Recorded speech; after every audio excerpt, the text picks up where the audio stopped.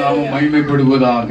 దేవుని యొక్క నామానికి మహిమ కలుగునట్లు இந்த 5வது வருஷத்துல அடியனை தேவன் கொண்டு வந்ததுக்காய் கர்த்தருக்கு நன்றி. మరి 5వ సంవత్సరమున మరి దేవుని దాసులను నన్ను నిలబెట్టినందుకు దేవునికి స్తోత్రం நன்றி சொல்லுகிறோம். మరి దైవ దాసులకు వందనాలు చెప్తున్నాను. இங்க வந்திருக்கிற எல்லாருக்கும் ஸ்தோத்திரங்கள். మరి వచ్చిన మీకు అందరికి కూడా వందనాలు చెప్తున్నాను. நல்ல ஒரு ஆராதனை இன்னைக்கு நடந்தது. మంచి ఒక ఆరాధన జరిగింది. எல்லா கையை தட்டி ஆண்டவர் நாமத்தை అందరూ చేతులు తట్టి దేవుని యొక్క నామాన్ని. కీర్తన 14వ அதிகாரம் 7వ వచనத்தை வாசிக்கும் போது 14వ అధ్యాయము 7వ వాక్యాన్ని జ్ఞాపకం చేసుకుందాం. சியோனிலிருந்து இஸ்ரவேலுக்கு ரட்சிப்பு வருவதாக. சியோனிలో నుండి இஸ்ரவேலுக்கு రక్షణ కలుగునుగాక. கர்த்தர் தம்முடைய ஜனத்தின் சிறையிருப்பை திருப்பும்போது யாக்கோபுக்கு களிப்பும் இஸ்ரவேலுக்கு மகிழ்ச்சியும் உண்டாகும். యెహోవా చెరలోని తన ప్రజలను రప్పించినప్పుడు యాకోబు హర్షించును, ఇశ్రాయేలు సంతోషించును. హల్లెలూయా. ஆண்டவர் நம்முடைய சபைக்கு ஆண்டவர் மகிழ்ச்சியை தரப்போகிறார். దేవుడు ఈ సంఘానికి ఒక సంతోషము ఇచ్చునుగాక. எத்தனை பேருக்கு தமிழ் தெரியும்? మరి ఎంత మందికి మరి తమిళ అర్థం అవుతుంది? தமிழ் అర్థం అవుతాయా? తెలుగు ఓన్లీ తెలుగు. నేను తెలుగు ప్రసంగం చేసేది నాకు కష్టం. నేను ఫుల్ గా హాస్టల్ చదివితే తమిళ ఇంగ్లీష్ లో తెలుస్తుంది. నాకు కొంచెం కొంచెం తెలుగు మాట్లాడుతున్నాను. అంతదా ఏమే మన వాళ్ళందరూ ஆமென் ஹல்லேலூயா சொல்லுங்க. இயேசுவின் ரத்தத்தினால் நம்ம எல்லாரும் ஒன்று சொல்லுங்க. యేసయ్య రక్తముతో మనందరం కూడా ఒకటి. ஆமென் ஹல்லேலூயா. உங்களை பார்ப்பது ரொம்ப சந்தோஷம். మిమ్మల్ని చూడడం నాకు చాలా సంతోషంగా ఉంది. அப்போஸ்தலர் பாஸ்டர் விஜயகார் ஐயா வந்து சொன்னார், என்னுடைய அங்கிள் அவர் நீ போகணும்னு சொன்னார். మరి అపోస్తలులు మరి విజయ అయ్య గారు వచ్చి ఈ రోజు మీరు వెళ్ళాలని చెప్పారంట. நேற்று காலையில தான் சொன்னார். నిన్నటి మరి ఉదయమే చెప్పారంట. அப்ப நான் ஜெபித்த போது ஆண்டவர் இந்த சபைக்கு ஆண்டவர் கொடுத்த வார்த்தை, நான் இந்த சபை மகிழ்ச்சியாக வைப்பேன். మరి నేను ఇక్కడికి రావడానికి ప్రార్థన చేస్తుంటే దేవుడు నాతో చెప్పిన మాట ఏంటంటే నేను ఆ సంఘమును ఆశీర్వదించుదును. ఆమేన్. மகிழ்ச்சியாக்குவேன். మరి సంతోషింప చేయుదును. பக்கத்துல பார்த்து சொல்லுங்க, கர்த்தர் உங்களை மகிழ்ச்சியாக்குவார். మరి పక్కన ఉన్న వారిని చూసి చెప్పండి, దేవుడు మిమ్మల్ని సంతోషపరచును. మగిழ்ச்சியாக்குவார். కొంచెం సంతోషంగా చెప్పండి, నవ్వుతూ చెప్పండి.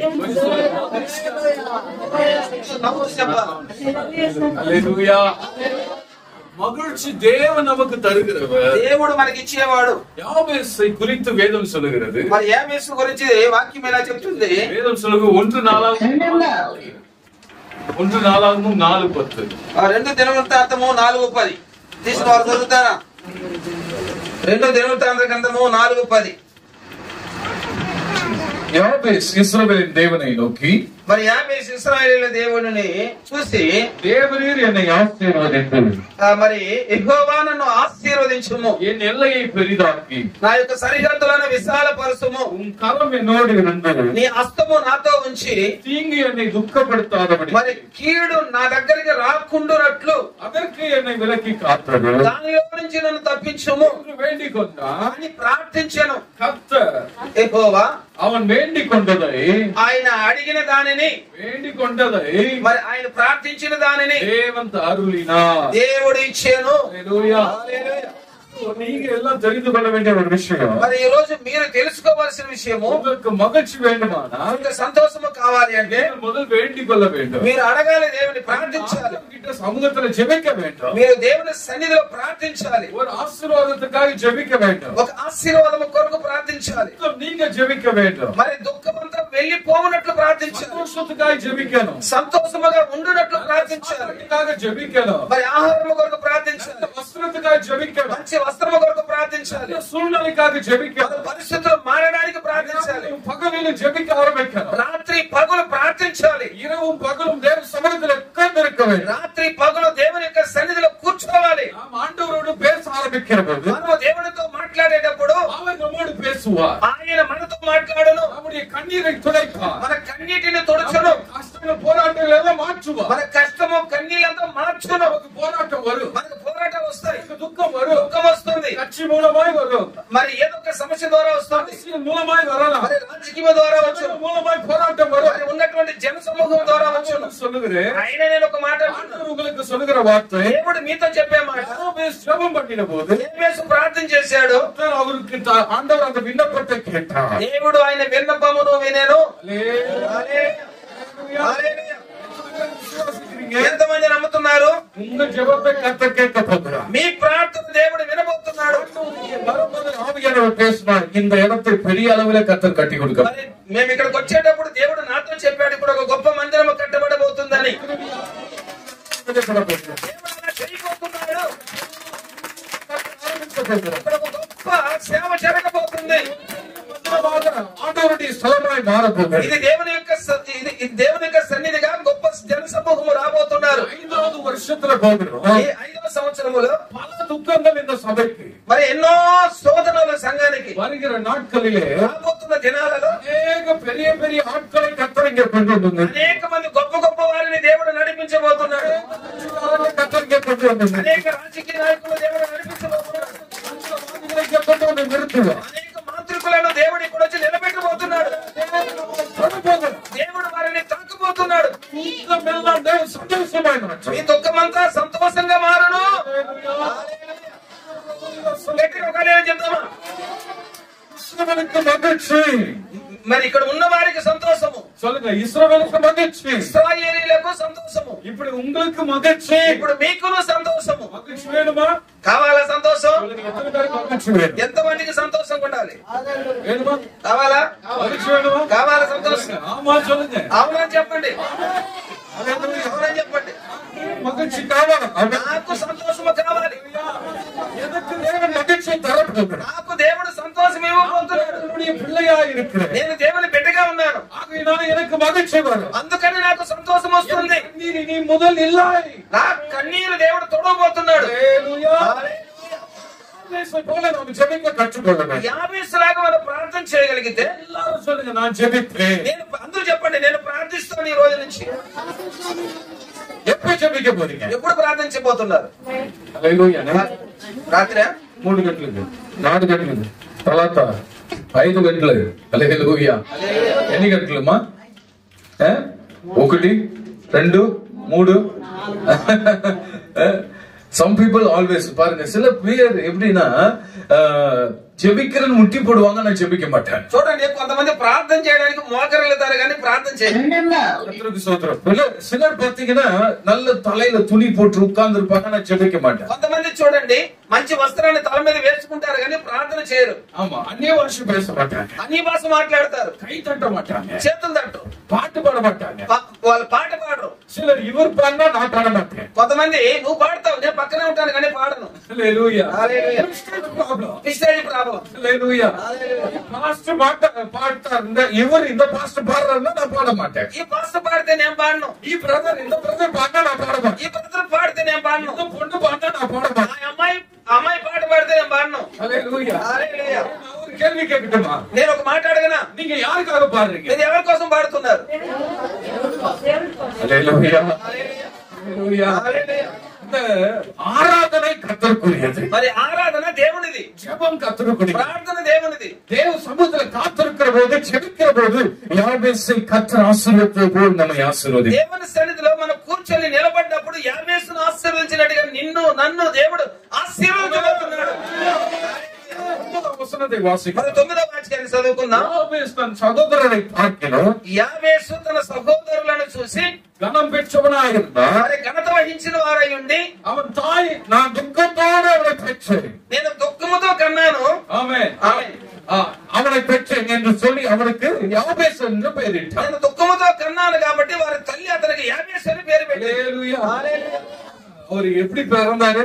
మరి ఏ విధంగా పుట్టాడంట? அவங்க அம்மா சொல்றாங்க, நான் துக்கத்தோடு பெற்றேன். వాళ్ళ తల్లి చెప్తుంది, నేను దుఃఖముతో కన్నాను. ஹல்லேலூயா. హల్లెలూయా. இந்த சபை பாஸ்டர் அப்படிதான் இப்ப என்ன சொன்னாரு, இந்த ஸ்தலத்தை நான் துக்கத்தோடு பெற்றேன். మీ దైవ సేవకులు చెప్పారు, ఈ స్థలాన్ని నేను దుఃఖముతో సంపాదించాను. హల్లెలూయా. హల్లెలూయా.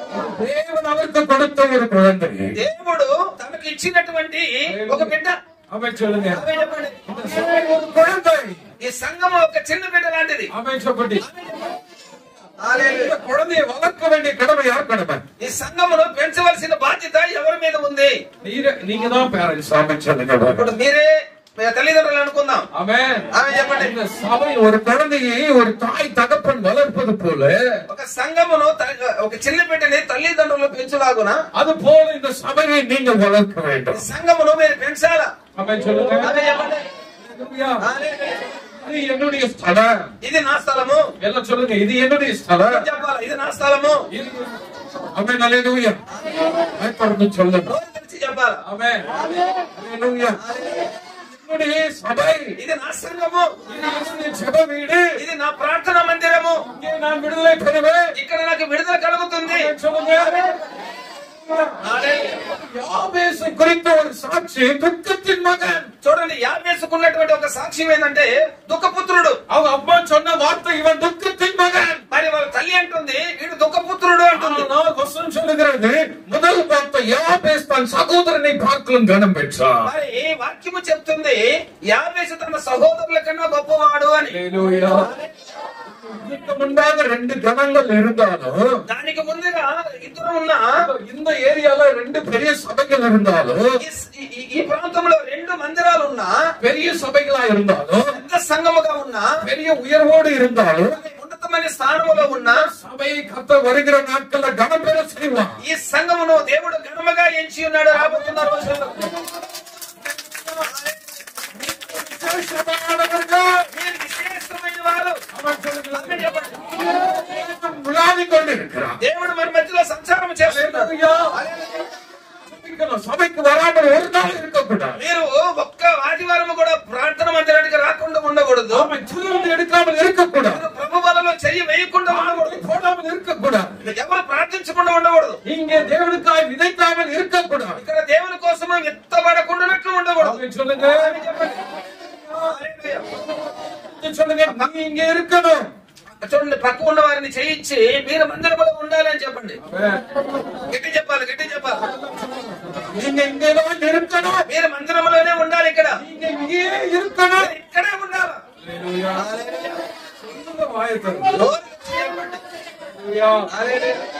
பாஸ்டர் சொன்னாரு, ஆஃப்டர் மீட்டிங் என்ன இருக்கு? Meeting, eating is going on. Hallelujah. Master గారు చెప్పారంట, మీటింగ్ తర్వాత ఈటింగ్ ఉంది. హల్లెలూయా. ఈటింగ్ தான் ஆலோசனை பண்ணி. ஹல்லேலூயா. ஸ்பிரிச்சுவல் ஃபுட், మంచి భోజనం, ஆவிக்குரிய ஆகாரத்தை தேவன் தருகிறார். ఆత్మ సంబంధమైన భోజనాన్ని మీకు పెడుతున్నాడు దేవుడు. நமக்கு ஆகாரமா இருக்கு. ఈ వాక్యమే మనకు భోజనమై ఉంది. இதிலே நாம் திருப்தி அடைந்தா, ఇందులో మనం తృప్తి చెందితే அடுத்தது తర్వాత அந்த ஆகாரத்தை குறித்து கவலைப்பட மாட்டோம். ఆ ఆహారం గురించి చింతపడాల్సిన అవసరం లేదు. வார்த்தையின் மேல பசி. మరి ఎంతో మందికి వాక్యం మీద ఆకలి. ஹல்லேலூயா. ஹல்லேலூயா.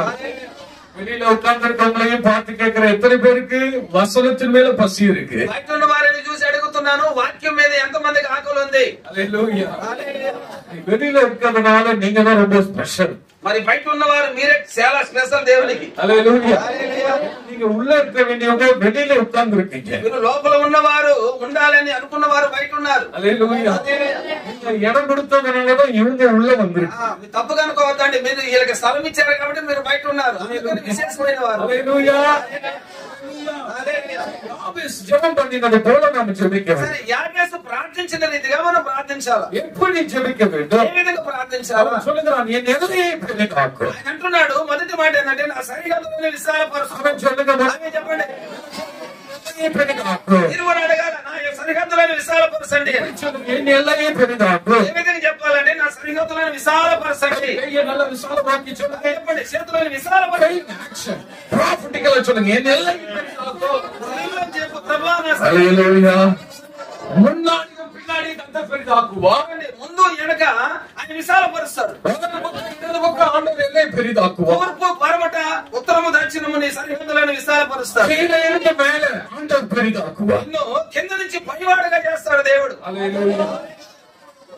ஜெபம் சொல்லுகிறது, கர்த்தர் என்னை ஆசீர்வதித்து, ఆయన మొదటి ప్రార్థన ఏంటంటే దేవుడు నన్ను ఆశీర్వదించి, ஆண்டவர் ஆசீர்வதித்திருக்கிறார். దేవుడు మిమ్మల్ని ఆశీర్వదించి ఉన్నాడు. இப்போ உங்க ஜெபம் மாறணும், ஆண்டவரே என்னை எல்லையை பெரிதாக்கு. ఇప్పుడు మీ ప్రార్థన మారాలా, నా సరిహద్దులను విశాలపరచండి అని అడగాలి.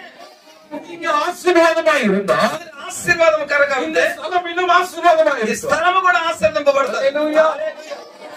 மணி பர்ஸ் ஆசீர்வாதமா இருந்தா, మనీ పర్స్ అంటే డబ్బు ఆశీర్వాదకరంగా మారితే, உன்னுடைய பேக் ஆசீர்வாதமா இருந்தா, బ్యాగ్ మీ దగ్గర ఉన్న బ్యాగ్ ఆశీర్వాదకరంగా మారితే, லாக்கர் ஆசீர்வாதமா இருந்தா, లాకర్ ఆశీర్వాదకరంగా ఉంటే, எத்தனை பேர் அக்கவுண்ட் வைத்திருக்கீங்க பேங்க்ல? ఎంతమంది బ్యాంకులో అకౌంట్ ఉంది? హల్లెలూయా. హల్లెలూయా చెప్పండి. ఉండాయి అన్న జీరో అకౌంట్ ఉంది కానీ అది జీరోలో ఉంది అయ్యా. హల్లెలూయా. ఒక మనిషి చెప్పింటారు 15 లక్షలు వేస్తాను వచ్చును. ఆమేన్. హల్లెలూయా. ఎప్పుడు వచ్చింది తెలియదు, ఆనా దేవుడు ఇస్తుంది. ఆమేన్ చెప్పండి. హల్లెలూయా.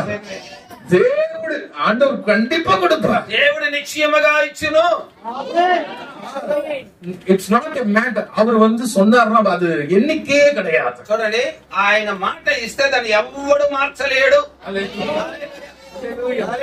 It's not a 15 lakh. அது வந்து 15 லட்சம் 20 லட்சம் சொல்லி ஆண்டவர் தர மாட்டார். దేవుడు 15, 20 అని లెక్క పెట్టి ఇవ్వడు.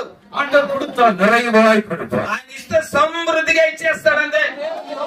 சொன்னா யாபேசை கர்த்தர் ஆசீர்வதித்து, యాబేసును దేవుడు ఆశీర్వదించి சொன்னார் அவன் எல்லையை பெரிதாக்கினார். ఆయన సరిహద్దులను విశాలపరిచాను. சொல்லுகிற தொடர்ந்து வாசிக்கும் போது உமது கரமேனோடு இருந்து, ఆ తర్వాత చదివితే నీ హస్తము నాతో ఉండి. ஆமென். ఆమేన్. இந்த இரண்டாவது ஜெபத்தை ஏறெடுக்கணும் நீங்க. ఈ రెండో ప్రార్థన ఏంటంటే, నీ హస్తము నాతో ఉండాలి ప్రభు. நம்முடைய கரமேனோடு கூட இருக்கணும். ప్రభా నీ హస్తము నాతో ఉండాలి ప్రభు. நான் எங்கே போனாலும் உங்க கரம் இருக்கணும். నేను ఎక్కడికి వెళ్ళినా నీ హస్తము నాతో ఉండాలి. நான் ஒரு குழந்தையா இருக்கிறேன், నేను ఒక చిన్న బాలుడు వలె బాలిక వలె ఉన్నాను. அப்பாவா இருக்கிறாரு, నువ్వు నా తండ్రిగా ఉన్నావు. இவர் என்னுடைய அம்மாவா இருக்கிறார், నువ్వు నా తల్లిగా ఉన్నావు. நான் குழந்தையா இருக்கிறது. నేను బిడ్డగా ఉన్నాను. இவருடைய கரத்தை பிடித்துக் கொண்டு, చేతులను పట్టుకొని, அல்லது இவர் என்னை பிடித்துக் கொண்டு మరి ఆయన నన్ను పట్టుకొని என்ன பண்ணுவாரு? ఏం చేస్తారు? நான் அவர் போகிற எல்லா வழிகளிலும் என்னை கொண்டு போவார். నేను వెళ్ళి ప్రతి స్థలములోకి దేవుడు నిన్ను నన్ను నడిపిస్తాడు. ஆமென். హల్లెలూయా. ஆமென். சொல்றாரு, நீங்க ஆண்டவரோடு இருந்தா ఆత్మదేవుడు అంటున్నాడు, మీరు దేవుడితో ఉంటే ஆண்டவருடைய கரம் கூட இருக்கும். దేవుని హస్తము మీతో ఉంటుంది. போகிற இடமெல்லாம் அவர் வருவார். నువ్వు వెళ్ళే స్థలములో ఆయన వస్తాడు. அவர் போகிற இடத்திலெல்லாம் நீ போக முடியும். ఆయన వెళ్ళే స్థలముకు నీవు కూడా వెళ్ళిపోతావు. சிலருக்கெல்லாம் அம்மா வீட்டுக்கு போகணும் ஆசை. కొంతమందికి స్త్రీలకు అమ్మ ఇంటికి వెళ్ళాలంటే ఆశ. హల్లెలూయా. హల్లెలూయా. யாருக்கு ஆசை சொல்லுங்க? ఎవరికి ఆశ అండి? யாருக்கு? ఎవరికి? 90% 90% பெண்கள் பக்கத்துல. మరి మీ పక్కనే ఉంటది ఆ మాట. என்ன சொல்லுவாங்க? நான் அம்மா வீட்டுக்கு போகணும். నేను మా అమ్మ ఇంటికి వెళ్ళిపోతాను. நான் அம்மா வீட்டுக்கு போறேன். నేను అమ్మ వాళ్ళ ఇంటికి వెళ్తాను. நீ என்ன பார்த்துக்க மாட்டேங்கிற, నువ్వు నన్ను చూడవు సరిగా, நீ என்ன நேசிக்க மாட்டேங்கிற, నువ్వు నన్ను ప్రేమించవు நீ సరిగా, எனக்கு சாப்பாடு போட மாட்டேங்கிற, నువ్వు నాకు పువ్వు పెట్టలేదు సరిగా, எனக்கு கல்யாணம் பண்ணி ஒரு துணி வாங்கி தர மாட்டேங்கிற. పెళ్లి చేసుకున్నా కూడా ఒక వస్త్రం కట్టి తీసి ఇవ్వలేదు. ஹல்லேலூயா. எவ்ரி இயர் ஒரு பேபி தான். మరి ఎప్పుడు చూసినా ఒక బిడ్డ తప్ప. ஹல்லேலூயா. உன்னை கல்யாணம் பண்ணதுக்கு குழந்தைதான் மிச்சம். నిన్ను పెళ్లి చేసుకున్నానికి బిడ్డ తప్ప ఇంకే அம்மா வீட்டுக்கு போறேன். అందుకని మా అమ్మ ఇంటికి వెళ్ళిపోతాను. ஹல்லேலூயா. హల్లెలూయా. அது யாரும் சொல்ல மாட்டாங்க, அப்பா வீட்டுக்கு போறேன்னு சொல்ல மாட்டாங்க. మరి తండ్రి ఇంటికి వెళ్తాను అనరు. ஹல்லேலூயா. హల్లెలూయా. அதான் ஒன்று சொல்லுகிறேன், நான் சொல்லுகிறேன். మాట అంటున్నాడు దేవుడి గురించి தகப்பன் చెప్తున్నాడు. வீட்டுக்கு யார் ஒருவன் வருகிறார்களோ, తండ్రి ఇంటికి ఎవరు వస్తారో, யார் தகப்பன் வீட்டுக்கு வருகிறார்களோ, తండ్రి ఇంటికి ఎవరు వస్తారో ஆண்டவர் அவனோடு கூட இருப்பார். దేవుడు వారితో ఉంటాడు. அவனுடைய கரம் அவனோடு கூட இருக்கும். దేవుని హస్తము వారితో ఉంటుంది. வீட்டுக்கு போனா ஒரு மாசம் இருக்கலாம், తల్లి ఇంటికి వెళ్తే ఒక నెల ఉండొచ్చు, இல்ல ஒரு 6 மாசம் இருக்கலாம், లేదా ఒక 6 మాసాలు ఉండొచ్చు, 7 இல்ல ஒரு வருஷம் இருக்கலாம். మించిపోతే ఒక సంవత్సరం ఉండొచ్చు. அப்புறம் அம்மா சொல்லுவாங்க, ఆ తర్వాత అమ్మ అంటది, நீ உன் வீட்டுக்காரர்கிட்ட போ. ఆ తర్వాత తల్లి అంటది, నువ్వు నీ భర్త దగ్గరికి వెళ్ళిపోయి అంటది. ஆனா அந்த தாயுடைய அந்த அவ்வளவுதான். తల్లి ప్రేమ అంతే. ஹல்லேலூயா. హల్లెలూయా. ஆண்டவர் அப்படி சொல்லவே மாட்டார். అయితే దేవుడు అలా చెప్పనే చెప్పడు. அவன் சமூகத்துக்கு வருகிற தகப்பன் வீட்டுக்கு வருகிற ஆண்டவருடைய பிள்ளைகளை நீ வெளியே போ என்று ஒருபோதும் கத்த சொன்னார். తండ్రి ఇంటికి వచ్చే వారిని తన బిడ్డలను దేవుడు ఎప్పుడు కూడా బయట వెళ్ళు అని చెప్పడు. ఈ రోజు మీరు ఇక్కడికి వచ్చి ఉన్నారు, ஆண்டவர் சொல்றாரு, என் கரம் உன்னோடு கூட. దేవుడు అంటున్నాడు, ఈ రోజు నా హస్తము మీతో ఉంటుంది. నేను తండ్రి కాబట్టి మీతో చెప్తున్నా, உனக்கு ஒரு தீங்கு வராது, ఏ తెగులు రాదు, உன்னை துக்கப்படுத்தாது, దుఃఖము రాదు, வேதனை வராது. వేదన రాదు. ஹல்லேலூயா. హల్లెలూయా. நான் இயேசுவின் கரத்துக்குள் இருக்கிறேன். చెప్పాలా, నేను దేవుని హస్తములో ఉన్నాను. ஹல்லேலூயா. இதுல வயசை பார்க்க கூடாது. వయసు వయసు కాదు దానికి. 60 வயசு ஆனாலும் சொல்லணும் நான் இயேசுவின் கரத்துக்குள் இருக்கிறேன். 60 సంవత్సరాలు అయిపోయినా కూడా యేసయ్య హస్తములో నేను ఉన్నానని చెప్పాలా. 10 வயசு ஆயிருந்தாலும் சொல்லணும் நான் இயேசுவின் கரத்துக்குள்ள இருக்கிறேன். 10 సంవత్సరాల వయసున్నా చెప్పాలా నేను యేసయ్య చేతులలో ఉన్నానని. ஒரு நாள் சொல்லக்கூடாது நான் பெரிய ஆளுன்னு சொல்லக்கூடாது. సంఘంలో ఎవరు కూడా నేను గొప్పని చెప్పుకోకూడదు. హల్లెలూయా. హల్లెలూయా. ஆண்டவருக்கு தான் நான் பெரிய ஆளுன்னு சொல்லக்கூடாது. నేను ఇంత చేస్తున్నాను దేవునికి గొప్పవాడని చెప్పకూడదు. హల్లెలూయా. హల్లెలూయా. హల్లెలూయా. హల్లెలూయా. சமூகத்திலே நாம் பிள்ளைகளாக இருக்கிறோம். దేవుని సముఖంలో మనందరం కూడా పసిపిల్లలమే. இந்த காரியத்துல அபேஸ் வேண்டிக் கொண்டதை தேவன் தந்தறினார். ఈ కార్యములో యాబేసు ప్రార్థన చేసినట్టుగా దేవుడు విన్నాడు. நீங்க என்ன ஜெபிக்கிறீங்களோ మీరే ప్రార్థన చేయబోతున్నారు. இன்னைக்கு என்ன ஜெபிக்க போறீங்க? ఈ రోజు ఏ ప్రార్థన చేయబోతున్నారు మీరు? ஹல்லேலூயா. హల్లెలూయా. என்ன வேணும் உங்களுக்கு? ఏం కావాలి మీకు? God is asking. ஆண்டவர் கேட்கிறார் உங்களுக்கு என்ன வேணும்? దేవుడు అడుగుతున్నాడు ఏం కావాలని. என்ன வேணும்? చెప్పండి. என்ன வேணும்? ఏం కావాలా? లడ్డు, లడ్డు, బంగారం, కార్, దేవుని ఆశీర్వాదం. హల్లెలూయా. అంటే నేను சொன்னேன் ఆశీర్వాదం అంటే ఏమి? ఆశీర్వాదం అంటే ఏంది? என்ன சொல்றீங்க? அன்பு. அன்புதான். அன்புதான் ஆசீர்வாதமா? ప్రేమైన ఆశీర్వాదం అంటే பணம், మరి డబ్బు, மணி, மணி கூட ஆசீர்வாதம் தான். అది కూడా ఆశీర్వాదం. బంగ్లా అది ఆశీర్వాదం. అది ఆశీర్వాదం. బ్యాంగిల్స్, ఇయర్ రింగ్స్, కమ్మలు. హల్లెలూయా. some good dresses, பட்டு சேலைகள்லாம், మరి మంచి పట్టు వస్త్రాలు எல்லாமே ஆசீர்வாதம் தானே? అన్ని ఆశీర్వాదమే కదా. ஆசீர்வாதமா இல்லையா? అవునా కదా? ஹல்லேலூயா. வீட்ல சேர் இருக்கு, உடைஞ்ச சேரே வீட்ல இருக்கு ரொம்ப நாளா, அது ஒரு சோஃபாவா மாறினா அது ஒரு ஆசீர்வாதம். ఇంట్లో ఒక విరిగిపోయిన కుర్చీ ఉంది అనుకుందాం, ఇప్పుడు వెంటనే కుర్చీ వెళ్ళిపోయి ఒక సోఫా వచ్చిందంటే ఆశీర్వాదమే కదా. உங்க வீடு எப்படி இருக்கும் அப்போ? మీ ఇల్లు ఎలా ఉంటుంది చెప్పండి. ஹல்லேலூயா. హల్లెలూయా. அப்ப நம்ம ஜெபிக்கணும். சொல்லுங்க பாருங்க. అయితే మనం ప్రార్థన చేయాలి. ஹல்லேலூயா. హల్లెలూయా. எங்க ஜெபிக்கணும்? ఎక్కడ ప్రార్థన చేయాలి? ஆண்டவருடைய ஸ்தலத்துல ஜெபிக்கணும். దేవుని యొక్క సన్నిధిలో ప్రార్థించాలా. ஆமென் சொல்லுங்க. ஹல்லேலூயா. ஹல்லேலூயா. ஆண்டவருடைய ஊழியத்துல 20வது வருஷத்துல நான் பயணம் మరి பண்ணிக்கிறேன். దేవుని యొక్క పరిచర్యలో 20 సంవత్సరాలుగా చేస్తూ ఉన్నాను. ஃபுல் டைம் மினிஸ்ட்ரி செய்கிறேன். మరి ఫుల్గా దేవుని పరిచర్యలోనే కొనసాగుతున్నాను. பல இடங்களிலே ஊழியத்தை செய்கிற போது ஆரம்ப காலத்துல எனக்கு மிகவும் போராட்டம். మరి చాలా ప్రాంతాలలో పరిచర్యకని వెళ్ళినప్పుడు ఆ మొట్టమొదటి దినాలలో నాకు చాలా కష్టం ఎదురయ్యింది. சென்னை சென்ட்ரல்ல மோர் மார்க்கெட்ல ஒரு ஸ்லம் ரோட்ல காலனி ஏரியால ரொம்ப மோசமான சூழ்நிலையில நான் ஊழியம் செய்ய మరి ஆரம்பித்தேன். చెన్నై సెంట్రల్ ప్రాంతంలో ఒక మోసమైనటువంటి ప్రాంతంలో పరిచర్య చేశాను నేను. அநேக பசி, ఆకలి, தண்ணி இருக்காது, మంచి నీళ్లు దొరకదు, வீட்டுல சாப்பாடு இல்ல. ఇంట్లో భోజనం ఉండదు. காரணம் என்ன தெரியுங்களா? కారణం ఏం తెలుసా? இயேசுவை ஏற்றுக்கொண்டதுனால. యేసయ్యను అంగీకరించాను కనుక. எங்க அப்பா எங்களை விட்டுட்டு ஓடி போயிட்டாரு. మరి తండ్రి గారు వదిలిపెట్టి వెళ్ళిపోయాడు. தண்ணி குடிப்பாரு, நல்லா சாராயம். మరి మంచిగా ఆయన సారాయి తాగుతాడు. ஆனாலும் ஒரு சந்தோஷம் எங்களுக்கு இல்ல. అయినా సంతోషం అనేది మాకు కరువైపోయింది. வீட்டை விட்டு எல்லாரும் விரட்டிட்டாங்க. ఇంట్లో నుంచి తరిమేశారు. வீட்டுல எங்களை யாரையும் சேர்க்கவே இல்லை. ఇంట్లో మమ్మల్ని ఎవరు కూడా అంగీకరించలేదు. சென்னை அரக்கோணத்துல இருந்து சென்னைக்கு வந்தோம். మరి అరకోణంలో నుంచి చెన్నైకి వెళ్ళాను. எங்க அப்பா ஊரு அரக்கோணம், మరి తండ్రి గారి ఇల్లు అరకోణము, அம்மா வீடு வந்து சென்னை. మరి తల్లి గారి ఇల్లు వచ్చి చెన్నై. ட்ரெயின் ஏறி வருவதற்கு டிக்கெட்டுக்கு காசு கிடையாது. మరి ట్రైన్ కి రావడానికి కూడా డబ్బులు ఉండవు. 35 வருஷத்துக்கு முன்னாடி. 32 సంవత్సరాలకు ముందు. ஹல்லேலூயா. హల్లెలూయా. ஆனால் ஆண்டவர் எங்களை இதுவரை நடத்தினார். దేవుడు ఇంతవరకు కూడా మమ్మల్ని నడిపించుకుంటూ போனார். తండ్రి మరి మరణించాడు. 2011வது வருஷத்துல ஒரு வார்த்தை சொன்ன, என் தங்கையுடைய திருமணத்துக்கு நான் இன்விடேஷன் வைக்க போன போது 2011లో తండ్రి దగ్గరికి చెల్లి పెళ్లి కొరకు పత్రిక తీసుకువెళ్ళాను. எங்க அப்பா சொன்னாரு, அந்த கல்யாணத்துக்கு முன்னாடி நான் சாவேன். మరి వీళ్ళ తండ్రి అన్నాడంట ఆ పెళ్లికి ముందు నేను చనిపోతానని. சொன்னார், நீ ஜாதி மாத்தி பையனை பார்த்திருக்க, నువ్వు మరి జాతి చూసి పెళ్లి కొడుకుని చూసావు, நீ பாஸ்டருக்கு பொண்ணு கொடுக்கிற, నువ్వు పాస్టర్కు మీ చెల్లినిస్తున్నావు, அதனால நான் தூக்கு மாட்டி தொங்குவேன், అందుకని నేను ఉరి వేసుకుని చనిపోబోతున్నాను, அதனால நான் இந்த கல்யாணம் நடக்காது, ఈ పెళ్లి జరగదు. நான் சொன்னேன்.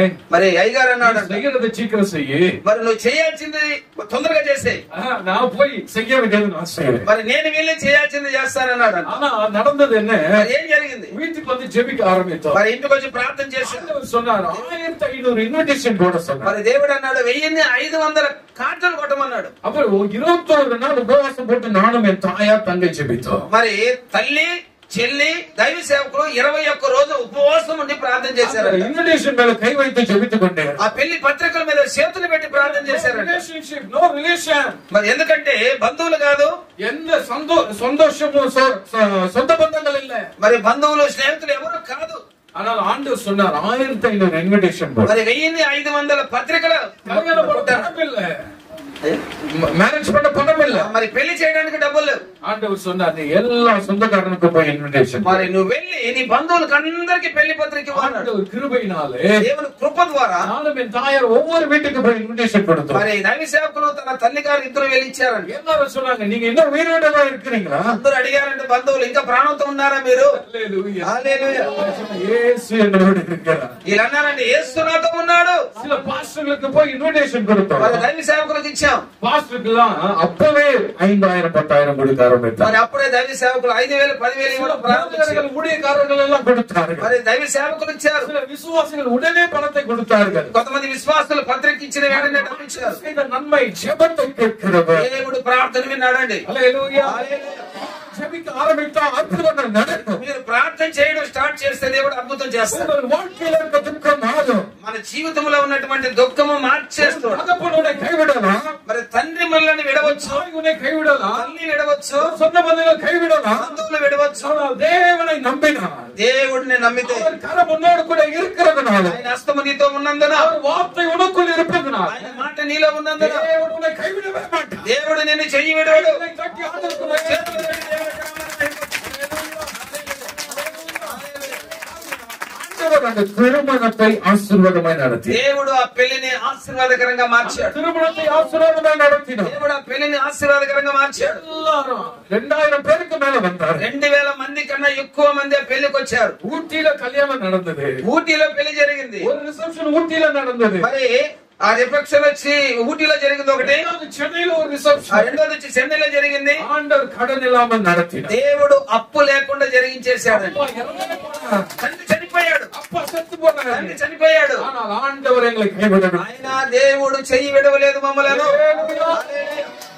இது ஆண்டவர் உங்களையும் கைவிடவே மாட்டார். నాతో ఉన్న దేవుడు మీతో ఉన్నాడు కనుక చెయ్యి విడవడు. வளர்க்க வல்லவராய் నీ இருக்கிறார். పిల్లలను పెంచడానికి సమర్థుడు. ஆசீர்வதிக்க வல்லவராய் నీ இருக்கிறார். కుటుంబాన్ని ఆశీర్వదించడానికి దేవుడు, பிள்ளைகளுடைய படிப்பை ஆசீர்வதிக்க வல்லவர். పిల్లల యొక్క చదువును దేవుడు ఆశీర్వదిస్తాడు. ஒன்றே ஒன்று செய்ய வேண்டும், ఒకే ఒక మాట చేయాలి. தேவ சமூகத்தில் காத்திருந்து ஜெபிக்காரம். దేవుని సన్నిధిలో వేచి ఉండి ప్రార్థన చేయాలి. ஆண்டவரே நீர் என்னை ஆசீர்வதியும் ஐயா. ప్రభువా నీవు నన్ను ఆశీర్వదించు, துக்கத்தை மாற்றும் నా ஆண்டவரே. దుఃఖమును మార్చు. ஒருவேளை ஆண்டவர் கைவிட்டாரோ என்று நீ நினைக்கலாம். ఒకవేళ నువ్వు అనుకోవచ్చు దేవుడు నా చెయ్యి విడిచిపెట్టాడు. இல்லை, ஆண்டவர் கைவிடவே மாட்டார். దేవుడు విడిచిపెట్టాడు. நம்மோடு கூட இருக்கிற దేవుడు మనతోనే ఉంటాడు. உயர்த்தி அல்லேலூயா சொல்லுங்க. చేతులు తల్లిలో చెప్తామా? பாருங்க, நீங்க ஜெபம் அங்க பாயிண்ட் சொல்லுகிறேன். ஜெபம் உங்களுடைய சண்டைகளை போராட்டங்களை மாற்றும். చూడండి, మీకు ఒక పాయింట్ చెప్తాను. మీరు ప్రార్థన చేసే ప్రార్థన మీ ఇంట్లో గొడవలు సమస్యలను మార్చేస్తుంది. அல்லேலூயா.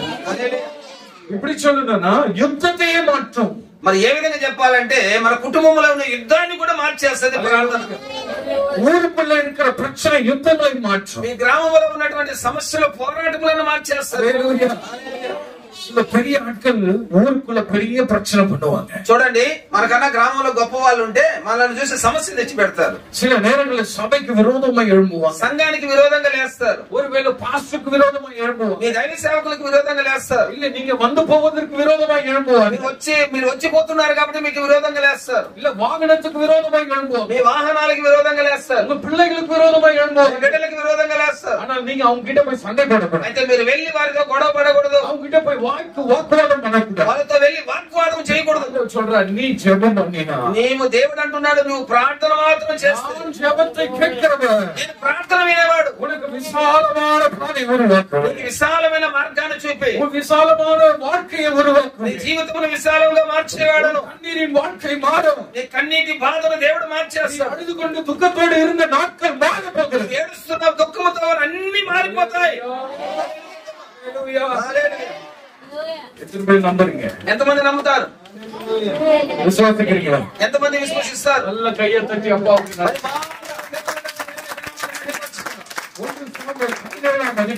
మరి 1 సమూయేలు 17వ అధ్యాయము 4వ వచనం சொல்லுகிறது. 4వ వచనం చెప్తుంది. யாராவது வாசிக்கலாமே? సార్ చదువుదామా? 1 సమూయేలు రాసిన గ్రంథము 17వ అధ్యాయము 4వ వచనం. அப்பொழுது காத் ஊரானாகிய கோலியாத் என்னும் பேருள்ள ஒரு வீரன் பெலிஸ்தரின் பாளையத்திலிருந்து புறப்பட்டு வந்து நடுவே நிற்பான். அவன் உயரம் 6 முழமும் 1 சாணுமாய் இருந்தது. 17:4 మొదటి సమయం రాసిన 17:4 17 అధ్యాయము 4వ వచనం చదవండి.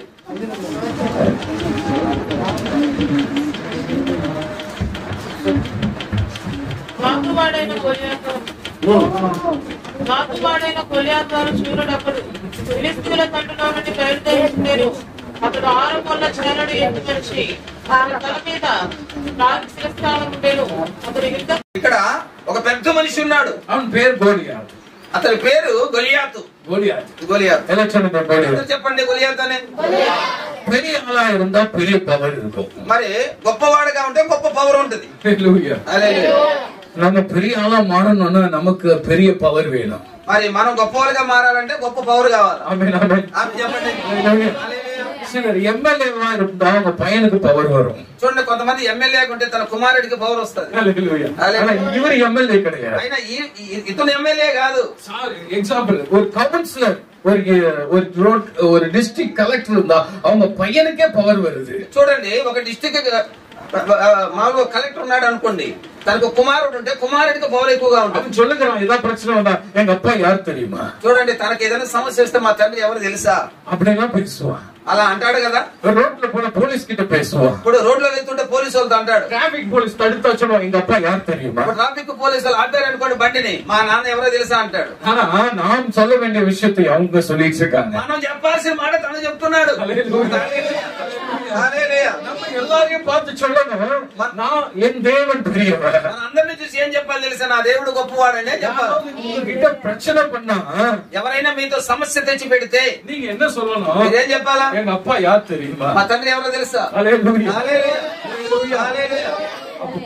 அவங்க பார்த்து சொல்லுவாங்க யாரு உங்க அப்பா? వాళ్ళు నిన్ను చూసి అడుగుతారు ఎవరంటే మీ తండ్రి? நீங்க சொன்ன యేసునాథుడే. మీరేం చెప్పాలంటే యేసయ్య అని చెప్పాలి. అంతే, అదే గాస్పెల్. హల్లెలూయా హల్లెలూయా. யார் கேட்கட்ட ஏதாவது பேசினா எங்க அப்பா யாரு? ఎవరు అడిగినా మిమ్మల్ని నా తండ్రి ఎవరో తెలుసా అని అడగాలి.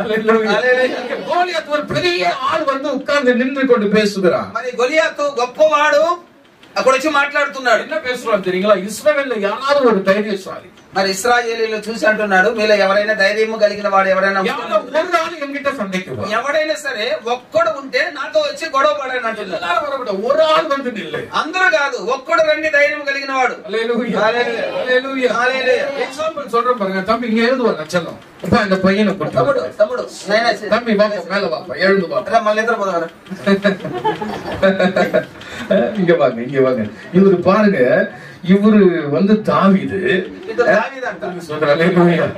இவரு யாரு? இப்ப தாவீது நினைச்சுக்கோங்க. அல்லேலூயா. இவர் ஊர் சுத்திட்டே வராரு, சாப்பாடு சாப்பிட்டுட்டு வராரு, சாப்பாடு தூக்கிட்டு வராரு. ఏం పని అంటే తిరగడము గోధుమ ఎత్తుకోపోవడం. அவங்க அப்பா சொல்லி அனுப்பிச்சிருக்கிறாரு, உங்க அண்ணனை போய் பார்த்துட்டு வா. ఈయన తండ్రి చెప్పాడంట, నువ్వు వెళ్ళి మీ యొక్క అన్నలను చూసిరా అని. அண்ணா நீங்க வாங்கின అన్నయ్య அவரை பார்த்தாதான் கோலியாத் மாதிரி தெரியுது. நான் வரும்போது என்ன கூப்பிட்டாரு. நல்ல ஒரு ஆமென் சொல்லுங்க பாருங்க. మంచోడు నావే చెప్పండి. எல்லாம் கை தட்டுங்க அவருக்கு. பாருங்க தாடிலாம் இருக்குது இல்லையா? మరి గడ్డం ఉంది కదా, பெரிய ஆள் மாதிரி இருக்கிறார் இல்லையா? கொஞ்சம் இமேஜின் பண்ணுங்க. பைபிள் சொல்லுகிறது, இங்க ஒரு கோலியாத் என்கிற ஒரு மனுஷன் வந்து நின்று, அவன் தினந்தோறும் காலையில வந்து நின்று மாலையில வந்து நிற்பான். என்ன சொன்னானா, இந்த இஸ்ரவேல் மக்களுக்குள்ள யாராவது ஒரு தைரியசாலி இருந்தா என்கிட்ட யுத்தம் பண்ணு. మీకు అర్థం కావాలని చెప్తున్నాం. ఏంటంటే గొలియాతు రోజు ఇశ్రాయేలు ప్రజల మధ్యలోకి వచ్చి ఉదయం సాయంత్రం వచ్చి మీలో ఎవడైనా ధైర్యవంతుడు ఉంటే ఒక్కడు వచ్చి నన్ను గెలవండి అంటున్నాడు. ஏன்னா இவரு உயரில பெரியவரா இருக்கிறார். ఈయన మరి ఎత్తైన మనిషి. இவருடைய ஷோல்டர் பெருசு, భుజము పెద్దది. இவருடைய தலை பெருசு, తల పెద్దది. இவருடைய பலம் பெருசு, బలము గొప్పది. ஹல்லேலூயா. கொஞ்சம் இப்படி பண்ணுங்க பார்க்கலாம். இப்படி பண்ணுங்க, இப்படி பண்ணுங்க. பலசாலியா காட்டுங்க. பாருங்க எப்படி பலம் இருக்குது. చూడండి ఎంత బలం ఉందో. சிக்ஸ் பேக் இருக்கு.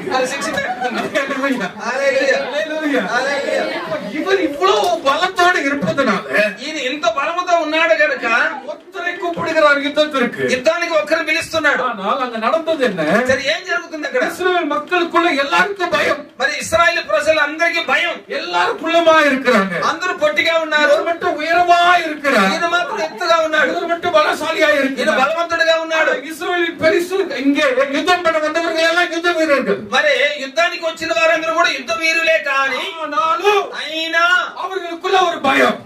వారిలో ఒక భయం. என்ன பயம்? ఏం భయం? இவர் பெரிய ஆளா இருக்கிறார். ఈయన కొడుకుగా ఉన్నాడు. ஐயோ எனக்கு துக்கம் வந்துருச்சு. ஹalleluya హల్లెలూయా. இப்ப இவர்கிட்ட நான் எப்படி சண்டை போடுறது? ఇతరులతో వెళ్ళి ఎలా గొడవ పడినా నేను? அங்கே ஒரு சவுல் ஒருத்தர் இருக்கிறார். మరి సౌలు ఒక ఆయన ఉన్నాడు. அவர் ஒரு பயந்து போய் உட்கார்ந்து. ఆయన ఒక రాజు, ఆయన భయస్తుడు. ஹalleluya హల్లెలూయా. அவரை குறித்து பைபிள் சொல்லுது அவர் உயரமானவர். ఆయన కూడా ఎత్తైన మనిషి. ஹalleluya హల్లెలూయా. அவர் யுத்தத்துக்கு வரல. కానీ ఆయన యుద్ధానికి రాలేదు. கோலியாத்து போல அவர் இருந்தாலும் அவர் சண்டைக்கு வரல. గొలియాతు లాగా ఉన్నా కూడా మరి యుద్ధానికి రాలేదు. ஆனால் இஸ்ரவேல் மக்கள் யுத்த வீரர்கள் எல்லாரும் நின்று பயந்து మరి கொண்டிருந்தார். ఇశ్రాయేలీయులలో యుద్ధ వీరులు ఉన్నప్పటికీ కూడా భయపడుతున్నారు. ஒருவன் சுத்தி கொண்டு வருகிறான். మరి ఇక్కడ ఒకడు అనామకుడిగా తిరుగుతూ ఉన్నాడు. சகோதரனை பார்க்க வருகிறான். తన సహోదరులను చూడడానికి వచ్చాడు. எதற்காக வந்திருக்கிறான்? ఎందుకు వచ్చాడంట? ஏதோ பால் கட்டிகளை எடுத்துக்கொண்டு வருகிறான். మరి ఏదో ఒక పొట్లాలు కట్టుకుని భోజనం తెచ్చుకొచ్చాడు. பிரியாணி கறியை எடுத்துக்கொண்டு வரான். ఒక ముక్కని బిర్యానీ తెచ్చాడు. எடுத்துக்கொண்டு வருகிறான். ఎందుకు వచ్చాడంట? அவங்க அப்பா சொன்னாரு తండ్రి చెప్పాడు, யுத்தத்துல போய் యుద్ధానికి వెళ్ళి அங்க என்ன நடக்குதுன்னு பார்த்து ఏం జరుగుతుందో చూసి சகோதரர்களை பார்த்து మీ యొక్క సహోదరులకి அந்த அதிகாரிகளுக்கு இந்த பால் கட்டிகளை கொடுத்து మరి అధికారులకు పాలిచ్చి இதோ நீ அவர்களுடைய நலத்துக்கு சாதித்துடுவார். వారు ఎలా ఉన్నారో విచారించాలి నువ్వు. அல்லேலூயா. அந்த இந்த மனிதன் இந்த பையன் என்ன பண்றான்? వచ్చిన ఈ పిల్లవాడు ఏం చేశాడంటే, வசனம் சொல்லுகிறது இவனுக்குள்ள ஒரு வைராக்கியம். బైబిల్ చెప్తుంది తనలో ఒక భక్తి వైరాగ్యం ఉంది. அவன் சொல்லுகிறான் வைராக்கியம் நிறைந்த பிள்ளை. మరి ఒక వైరాగ్యం కలిగి భక్తి పరుడు అని చెప్పొచ్చు. இருந்த வைராக்கியம் எந்த வீரர்களுக்குள்ள இல்லை. ఇతరులో ఉన్నటువంటి భక్తి ఆ ఉన్నటువంటి ఇశ్రాయేలీయులలో యుద్ధ వీరులలో ఎవరికి నీ లేదు. அல்லேலூயா. நல்ல வஸ்திரத்தை உடுத்தல. ఇది మంచి వస్త్రము లేదు. ஆடு வைக்கிறவன். ఇడు మరి గొర్రెలు మేపేవాడు. இவன் பால் கட்டிய சுமந்ததான் லாக்கி. మరి పాలు మోసేవాడు. ஆனால் வேதம் சொல்லுகிறது బైబిల్ చెప్తుంది இவன் போய் விசாரிக்கிறான். ఈడు వెళ్ళి విచారిస్తున్నాడు. யார் என்ன நடக்கிறது? ఏం జరుగుతుందండి? இந்த மனுஷனை பார்க்கிறான். మనిషిని చూస్తున్నాడు. திருப்பி ஜனங்களை கேட்கிறான். జనాన్ని అడుగుతున్నాడు, ఏం జరుగుతుంది? சொல்றான் இந்த மனுஷனை நிந்திக்கிறானே இவனை நான் ஒரு வழி பண்ண போறேன். ఈ అబ్బాయి అంటున్నాడు దేవుని నిందిస్తున్నాడు కాబట్టి ఇతన్ని ఒక చూపు చూస్తాను అంటున్నాడు. எல்லாரும் கூட பாக்குறாங்க. ఆయన అందరూ కూడా ఇప్పుడు గొలియాతును చూడడం లేదు. யோசிச்சு பாருங்க. இவரை பாக்குறாங்க. ఇతను చూస్తున్నారు. அவர் பலத்தை பாக்குறாங்க. బలాన్ని చూస్తున్నాడు. பாக்குறாங்க. ఇన్ని చూస్తున్నాడు. இவருடைய பலத்தை பாக்குறாங்க. బలాన్ని చూస్తున్నాడు. யோசிச்சு பாருங்க யார் ஜெயிக்க முடியும்? ఇప్పుడు ఆలోచించండి, ఎవరు గెలుస్తారండి?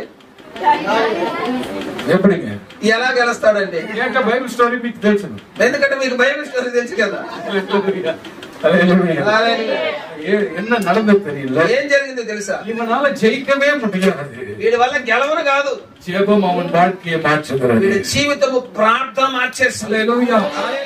ஆராதனையும் வாழ்க்கையை மாற்றுகிறது. ఆరాధన వీడి జీవితాన్ని మార్చేస్తుంది. வாழ்க்கையில துக்கம் வரவில்லை. వీడి జీవితంలో దుఃఖము లేదు. இஸ்ரவேல் மக்கள் வாழ்க்கையில எல்லாருக்கும் ஒரு பய துக்கம் இருந்தது. ఇశ్రాయేలీయులలో అందరిలో ఒక భయము దుఃఖం ఉండేది. என்ன துக்கம்? இன்னைக்கு இவர் கரத்தால நாம் மடிய போகிறோம். ఏం దుఃఖం అంటే ఇతని అస్తమ ద్వారా ఈ రోజు మనం చనిపోబోతున్నామని. இந்த கோலியாத்தால நாம் மாண்டு போக போகிறோம். ఈ గొలియాతు వల్ల మనం సంపబడబోతున్నామని. என் வாழ்க்கையில் ஆசீர்வாதம் இல்லையா? ఇక నా జీవితంలో ఆశీర్వాదం లేదే. மனுஷனுடைய அறிவா இந்த மனுஷன் கையில இருக்கிற பட்டயம் பெரியது. ఇతని చేతిలో ఉన్న ఖడ్గము గొప్పది, கேடயம் பெரியது. కేడము గొప్పది, அவனுடைய பெயர் பெரியது. పేరు పెద్దది. பல யுத்தங்களை ஜெயித்திருக்கிறான். యుద్ధాలు గెలిచిన వాడు. இன்னைக்கு இஸ்ரவேலை ஜெயிக்க போகிறான். ఈ రోజు ఇశ్రాయేలీయులను గెలవగలిగిన వాడు. போக போகிறோம். మనం ఓడిపోబోతున్నాం. ஆனால் இன்னைக்கு சொல்லுகிறேன், ఈ రోజు అంటున్నాం, நடந்தது என்ன? ఏం జరిగింది? எல்லாருக்குள்ள இருந்த அந்த பயம் துக்கம் అందరిలో ఉన్న భయము దుఃఖము பையன் கிட்ட இல்லவே இல்லை. ఈ చిన్న బిడ్డలో లేనే లేదు. ஹல்லேலூயா. హల్లెలూయా. சாமுவேல் 17:45 சொல்கிறது. మరి 17:45 మొదటి సమూయేలు రాసిన పత్రిక అంటుంది, கிறிஸ்துவை நோக்கி అందుకు దావీదు ఫిలిష్తీయుని చూసి, நீ பட்டயத்தோடு ஈட்டியோடு கேடகத்தோடு என்னிடத்தில் வருகிறாய். నీవు ఖడ్గముతో నా ఎద్దుకు డాలుతో నా ఎద్దుకు వచ్చి ఉన్నావు. நானோ நீ நிந்திக்கிற இஸ்ரவேலுடைய ராணுவத்தின் தேவனாகிய சேனைகளுடைய கர்த்தரின் நாமத்தினாலே உன்னிடத்திலே வருகிறேன். నీవు నిందించుచున్నటువంటి సైన్యములకు అధిపతి అయిన యెహోవా పక్షమున నేను నిలబడుచున్నాను. ஆமென். హల్లెలూయా. சொல்லுங்க. అదేలా చెప్తున్నా? அந்த படை படைகளுக்கு யுத்தம் செய்யக்கூடிய நபர்களுக்கு இல்லாத விசுவாசம், అక్కడ ఇశ్రాయేలీలో లేనంత విశ్వాసము, அந்த ஜபமும் பாரமும் விசுவாசமும் భారము విశ్వాసము లేనే లేదు. ஆனால் தாவீதுக்குள்ள தேவன் అయితే வைத்தார். దావీదులో ఉందండి. இந்த தாவீதுக்குள்ள அந்த வைராக்கியம் ఈ దావీదులో వైరాగ్యం ఉంది. சொல்லுகிறேன், சின்ன பிள்ளைகளை சாதாரண நினைக்காதீங்க. మీరు చిన్న పిల్లలను చూసి, அதனால்தான் இயேசு சொன்னார், இந்த சிறு பிள்ளைகளை என்னிடத்தில் அனுப்ப நீங்கள் தடை செய்யாது. అందుకే యేసయ్య అన్నాడు, చిన్న బిడ్డలను ఆటంకపరచకుండా నా ఎద్దుకి రమ్మను అన్నాడు. హల్లెలూయా. இந்த தாவீது அந்த வைராக்கியத்தோடு, దావీదు ఆ భక్తిపరుడై கர்த்தர் சமூகத்துல நின்றவன் சொல்லுகிறான். దేవుడి సన్నిధిలో నిలబడి చెప్తున్నాడు. பாருங்க, ஏற்கனவே சவுல் கிட்ட போகும்போது அநேகர் சவுல் கிட்ட கொண்டு போய் தாவீதை நிறுத்தினாங்க. చాలా మంది దావీదుని తీసుకువెళ్లి సౌలు దగ్గర నిలబెట్టారు. தாவீது சொல்லுகிற போது, போய் நிற்கிற போது எல்லாரும் பார்த்து அவனுக்கு, சரி நீ இவ்வளவு செய்திருக்கிறாய், என்ன செய்தான்? கரடியை சாகடித்திருக்கிற, சிங்கத்தை சாகடித்திருக்கிற.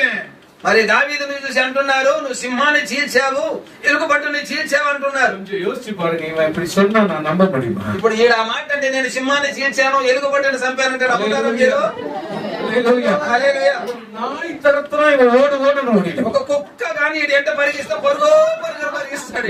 கழுத பக்கத்துல இடிக்க வந்தா ஓடி போயிடும். ఒక గాడిద వచ్చి పక్కన నెడితే పరిగించేస్తాడు. ஹல்லேலூயா. ஆனால் வேதம் சொல்லுகிறது, బైబిల్ చెప్తుంది, இவன் சிங்கத்தின் வாயை கிழித்திருக்கிறான், ఈడు సింహం యొక్క నోరు చీల్చాడని, கரடியின் வாயை கிழித்திருக்கிறான். మరి ఎలుగుబంటి యొక్క నోరు చీల్చాడని. அப்படி என்றால் என்ன? అంటే ఏమిటది? அவனுக்குள் தேவ பக்தி வைராக்கியம். వీడిలో దేవునిలో భక్తి ఉంది. பலத்தை குறித்து பேசவில்லை, ఈడు బలముల గురించి మాట్లాడాల. தேவ வைராக்கியத்தை குறித்து வேதம் சொல்லுகிறது. దేవునిలో ఉన్నటువంటి ఆ పట్టుదల భక్తి ఉంది. ஆமென். ஹல்லேலூயா. இவனுக்கு ஒரு நல்ல அந்த யுத்த வஸ்திரத்தை போட்டாங்க. ఈడికి ఆ యొక్క యుద్ధ వస్త్రం వేశారు. ஆனால் ఇవன் போட்டு நடந்து பார்க்கிறான். ఈడు యుద్ధ వస్త్రం వేసి నడవడానికి ట్రై చేశాడు. பார்க்கிறபோது அவனுக்கு அது அவனுக்கு பிடிவாதமா இல்ல. కానీ అది వాడికి వీలు కాలేదు. ஹல்லேலூயா. హల్లెలూయా. சிலர் பாத்தீங்கன்னா நல்ல பெரிய ட்ரெஸ் போட்டுப்பாங்க. కొంతమంది పెద్ద డ్రెస్ వేస్తారు. சிலர் பாத்தீங்கன்னா சில ஃபாதர்கள், நான் எக்ஸாம்பிள் பாஸ்டர்ஸ்ல சொல்றேன், சில பிஷப்ஸ் எல்லாம் இருப்பாங்க, பெரிய பெருசா தலையில வச்சிருப்பாங்க. చూడండి, పెద్ద పెద్ద బిషప్లు అంటే కూడా పెద్ద పెద్ద కిరీటాన్ని పెట్టుంటారు తలపై. சிலர் பாத்தீங்கன்னா கையில பெரிய கோல் வச்சிருப்பாங்க. కొంతమంది ఆ యొక్క ఇనుప దండము చేతిలో పెట్టుకుంటారు. போட்டுக்கொண்டு ரோட்டிலே நானும் நடந்து வந்தால் అది వేసుకొని రోడ్లో నడిచిపోతా ఉంటే எல்லா நாய்களும் என்னை துரத்தும். అన్ని కుక్కలు నన్ను ఎంటాడతాయి. என்னால ஓட முடியுமா? నా వల్ల పరిగెత్తగలనా? ஹல்லேலூயா. హల్లెలూయా. ஹல்லேலூயா. హల్లెలూయా. ஹல்லேலூயா. హల్లెలూయా. எனக்கு போட, எனக்கு பிரியமான வஸ்திரத்தை, எனக்கு நான் பிரயாசப்பட்டு நான் எதுல பழகி இருக்கிறேனோ அந்த வஸ்திரம் தான் எனக்கு பிரயோஜனம். ఏ వస్త్రానికి నేను అలవాటు పడి ఉంటానో ఆ వస్త్రానికే నా మీద వేయాలి. அதனாலதான் இயேசு சிம்பிளா வந்தாருங்க. అందుకే యేసయ్య సింపుల్ గా వచ్చాడు మన మధ్యలో. హల్లెలూయా. அவர் ராஜாதி ராஜா. ఆయన రాజాది రాజు. ஹல்லேலூயா. హల్లెలూయా. சிம்பிளா இருந்தார். ఆయన సింపుల్ గా వచ్చాడు. ஹல்லேலூயா. హల్లెలూయా. இன்னைக்கு நிறைய பேர் தேவையில்லாததெல்லாம் போட்டுப்பதனால ఈ రోజు ఏ వస్త్రం వేయాలో తెలియకుండా వస్త్రాలు ధరించేస్తున్నారు. வெட்கப்பட்டு போகிறார்கள், అందుకే మనం సిగ్గుపడిపోతున్నాం. தோற்று போகிறார்கள். అందుకే మనం ఓడిపోతున్నాం. நான் சொல்லுகிறேன், நீ போட வேண்டிய வஸ்திரத்தை போடு. మరి నేను చెప్తున్నాను, ఏ వస్త్రము ధరించాలో ఆ వస్త్రాన్ని ధరించు. ரட்சிப்பின் வஸ்திரத்தை வைத்திருக்கிறார். మరి దేవుడు మనకి రక్షణ వస్త్రము ఇచ్చినాడు. உங்களுக்கு வைத்திருக்கிற அந்த ஆசீர்வாத வஸ்திரத்தை வாங்கிக் கொள்ள வேண்டும். దేవుడు మీ యొక్క ఆశీర్వాదం అనే వస్త్రాన్ని ఇచ్చినాడు, తీసేసుకోండి. ஹல்லேலூயா. என்ன சூழ்நிலையில கற்றுக் கொடுத்தால் அந்த வஸ்திரத்தில் பழகிக்கொள். ఏ పరిస్థితుల్లో ఏ వస్త్రము మీకు ఇచ్చాడో దేవుడు ఆ వస్త్రాన్ని ధరించండి. சொல்லுகிறது, தாவீது அந்த வஸ்திரத்தை போட்டு நடந்து பார்த்து ஒன்றும் செய்ய முடியாதனால அது வேண்டாம் என்று விட்டு போனான். దావీదుకి ఆ యుద్ధ కవచాలన్నీ ధరించినప్పుడు వాడు నడవలేని స్థితిలో ఉన్నాడు కాబట్టి తీసేశాడు. அவன் போன என்ன செய்தான் என்று சொன்னா, ఆ తర్వాత ఏం జరిగింది? போய் குழாங்களை தேடினான். ఆ తర్వాత వచ్చి చిన్న చిన్న గులకరాలు ఎత్తుకున్నాడు. கற்களை பொறுக்கி எடுத்துக்கொண்டு మరి రాళ్లను తీసుకుని వచ్చి கையில போட்டு வைத்துக் கொண்டு మరి తన దగ్గర ఉన్న సంచిలో వేసుకున్నాడు. அவனை கையில எடுத்துக்கொண்டான். ఆ తర్వాత విల్లు తీసుకున్నాడు. அங்க இருக்கிற கோலியாத் இதெல்லாம் பார்த்துட்டு ఆ இருக்காரு. గోలియాతు ఎన్ని చూస్తా ఉన్నాడు. கோலியாத் டயர்ட் ஆயிட்டாரு. గోలియాతు టైర్డ్ అయిపోయాడు. Hallelujah. Hallelujah. He's a hard worker man. మంచి కష్టపడుతున్నాడు. ஆண்டவர் சொல்றாரு, நிச்சயமா வருங்காலத்துல நீ ஆசீர்வாதமா இரு. దేవుడు అంటున్నాడు, నిశ్చయముగా రాబోతున్న రోజుల్లో దేవుడు నిన్ను ఆశీర్వదించబోతున్నాడు. బిడ్డలను ఆశీర్వదించబోతున్నాడు. பெருக செய்வா. నీ కుటుంబం విస్తరింపబోతుంది. Hallelujah. சொல்லுங்க. హల్లెలూయా. ஆபத்து, தரித்திரத்தை கர்த்தர் நாட்களை அப்புறப்படுத்துகிறார். ఈ శాపమును దుఃఖమును దేవుడు ఈ రోజు తీసివేయబోతున్నాడు.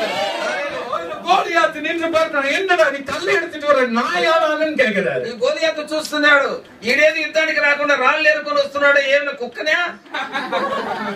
హల్లెలూయా. நாய் வந்தா நம்ம எடுக்கிறதுலாம் என்னது? మరి కుక్క వస్తే మనం ఎత్తుకునేది ఏంది? ఫస్ట్ ఏం ఎత్తుకుంటామండి? கோலியாத்து அங்கே சொல்லுகிறான். అందుకని గోలియాతు అంటున్నాడు, நான் என்ன நாயா? నేనేమన్నా కుక్కనా? அவன் சொல்லுகிறான், நான் நீ நாயாதான் பார்க்கிறேன், నేను కుక్కలాగానే చూస్తున్నాను. హల్లెలూయా. இயேசுவின் நாமத்தினால் ஆண்டவராகிய தேவனுடைய நாமத்தினால் வருகிறேன். యేసయ్య నామములో నేను నీ యొద్దకు వస్తున్నాను. பட்டியத்தை எடுப்பதற்குள்ளாகவே వాడు కట్టెత్తుకునే లోపు இவன் அந்த கல்லை எடுத்து கவனிலே கட்டி எறிந்தான். వీడు ఎప్పుడైతే రాయి పెట్టి వడిసెల్లో రాయి పెట్టి తిప్పి కొట్టాడో அவர் மேல ஒரு கல்ல ముందుకు రాయి తీసాడు. ஒரு கல்ல இப்போ இவர் கீழே விழுந்தாச்சுங்க. ఇప్పుడు అన్న పడిపోయినాడు, గొలియాతు పడిపోయినాడు కింద. இமேஜினேஷன் பண்ணுங்க. అనుకుందాం, పడిపోయినాడు అనుకుందాం. நீ விழுந்து ఇప్పుడు నువ్వు పడిపోవాలి, கீழே விழுப்பா. కింద పడిపోవాలి. ஹல்லேலூயா ஹல்லேலூயா. நல்ல ஒரு சந்தோஷமா அல்லேலூயா சொல்லுங்க. இவர் கீழே விழுந்த உடனே இந்த தாவீது என்ன செய்தான்? కింద పడిన వెంటనే దావీదు ఏం చేశాడు తెలుసా? ஓடி வந்து పరిగెత్తుకుంటూ వచ్చి இப்போ இவர் கையில இருந்த பட்டயத்தை எடுத்து చేతిలో ఉన్నటువంటి ఖడ్గాన్ని తీసి இவர் தலையை வெட்டுகிறார். తలను నరికేశాడు. சவுல் கிட்ட இந்த தலையை மட்டும் கொண்டு போய் సౌలు దగ్గరికి తలను మాత్రం తీసుకువెళ్ళి தைரியமாய் நடந்து போய் சொல்லுகிறார், ధైర్యంగా తీసుకువెళ్ళి ఇస్తున్నాడు. தேவன் நம் கையில சத்துருக்களை ஒப்புக்கொடு. ఇదిగో దేవుడు శత్రువులను మన చేతికి అప్పగించేశాడు. చేతులు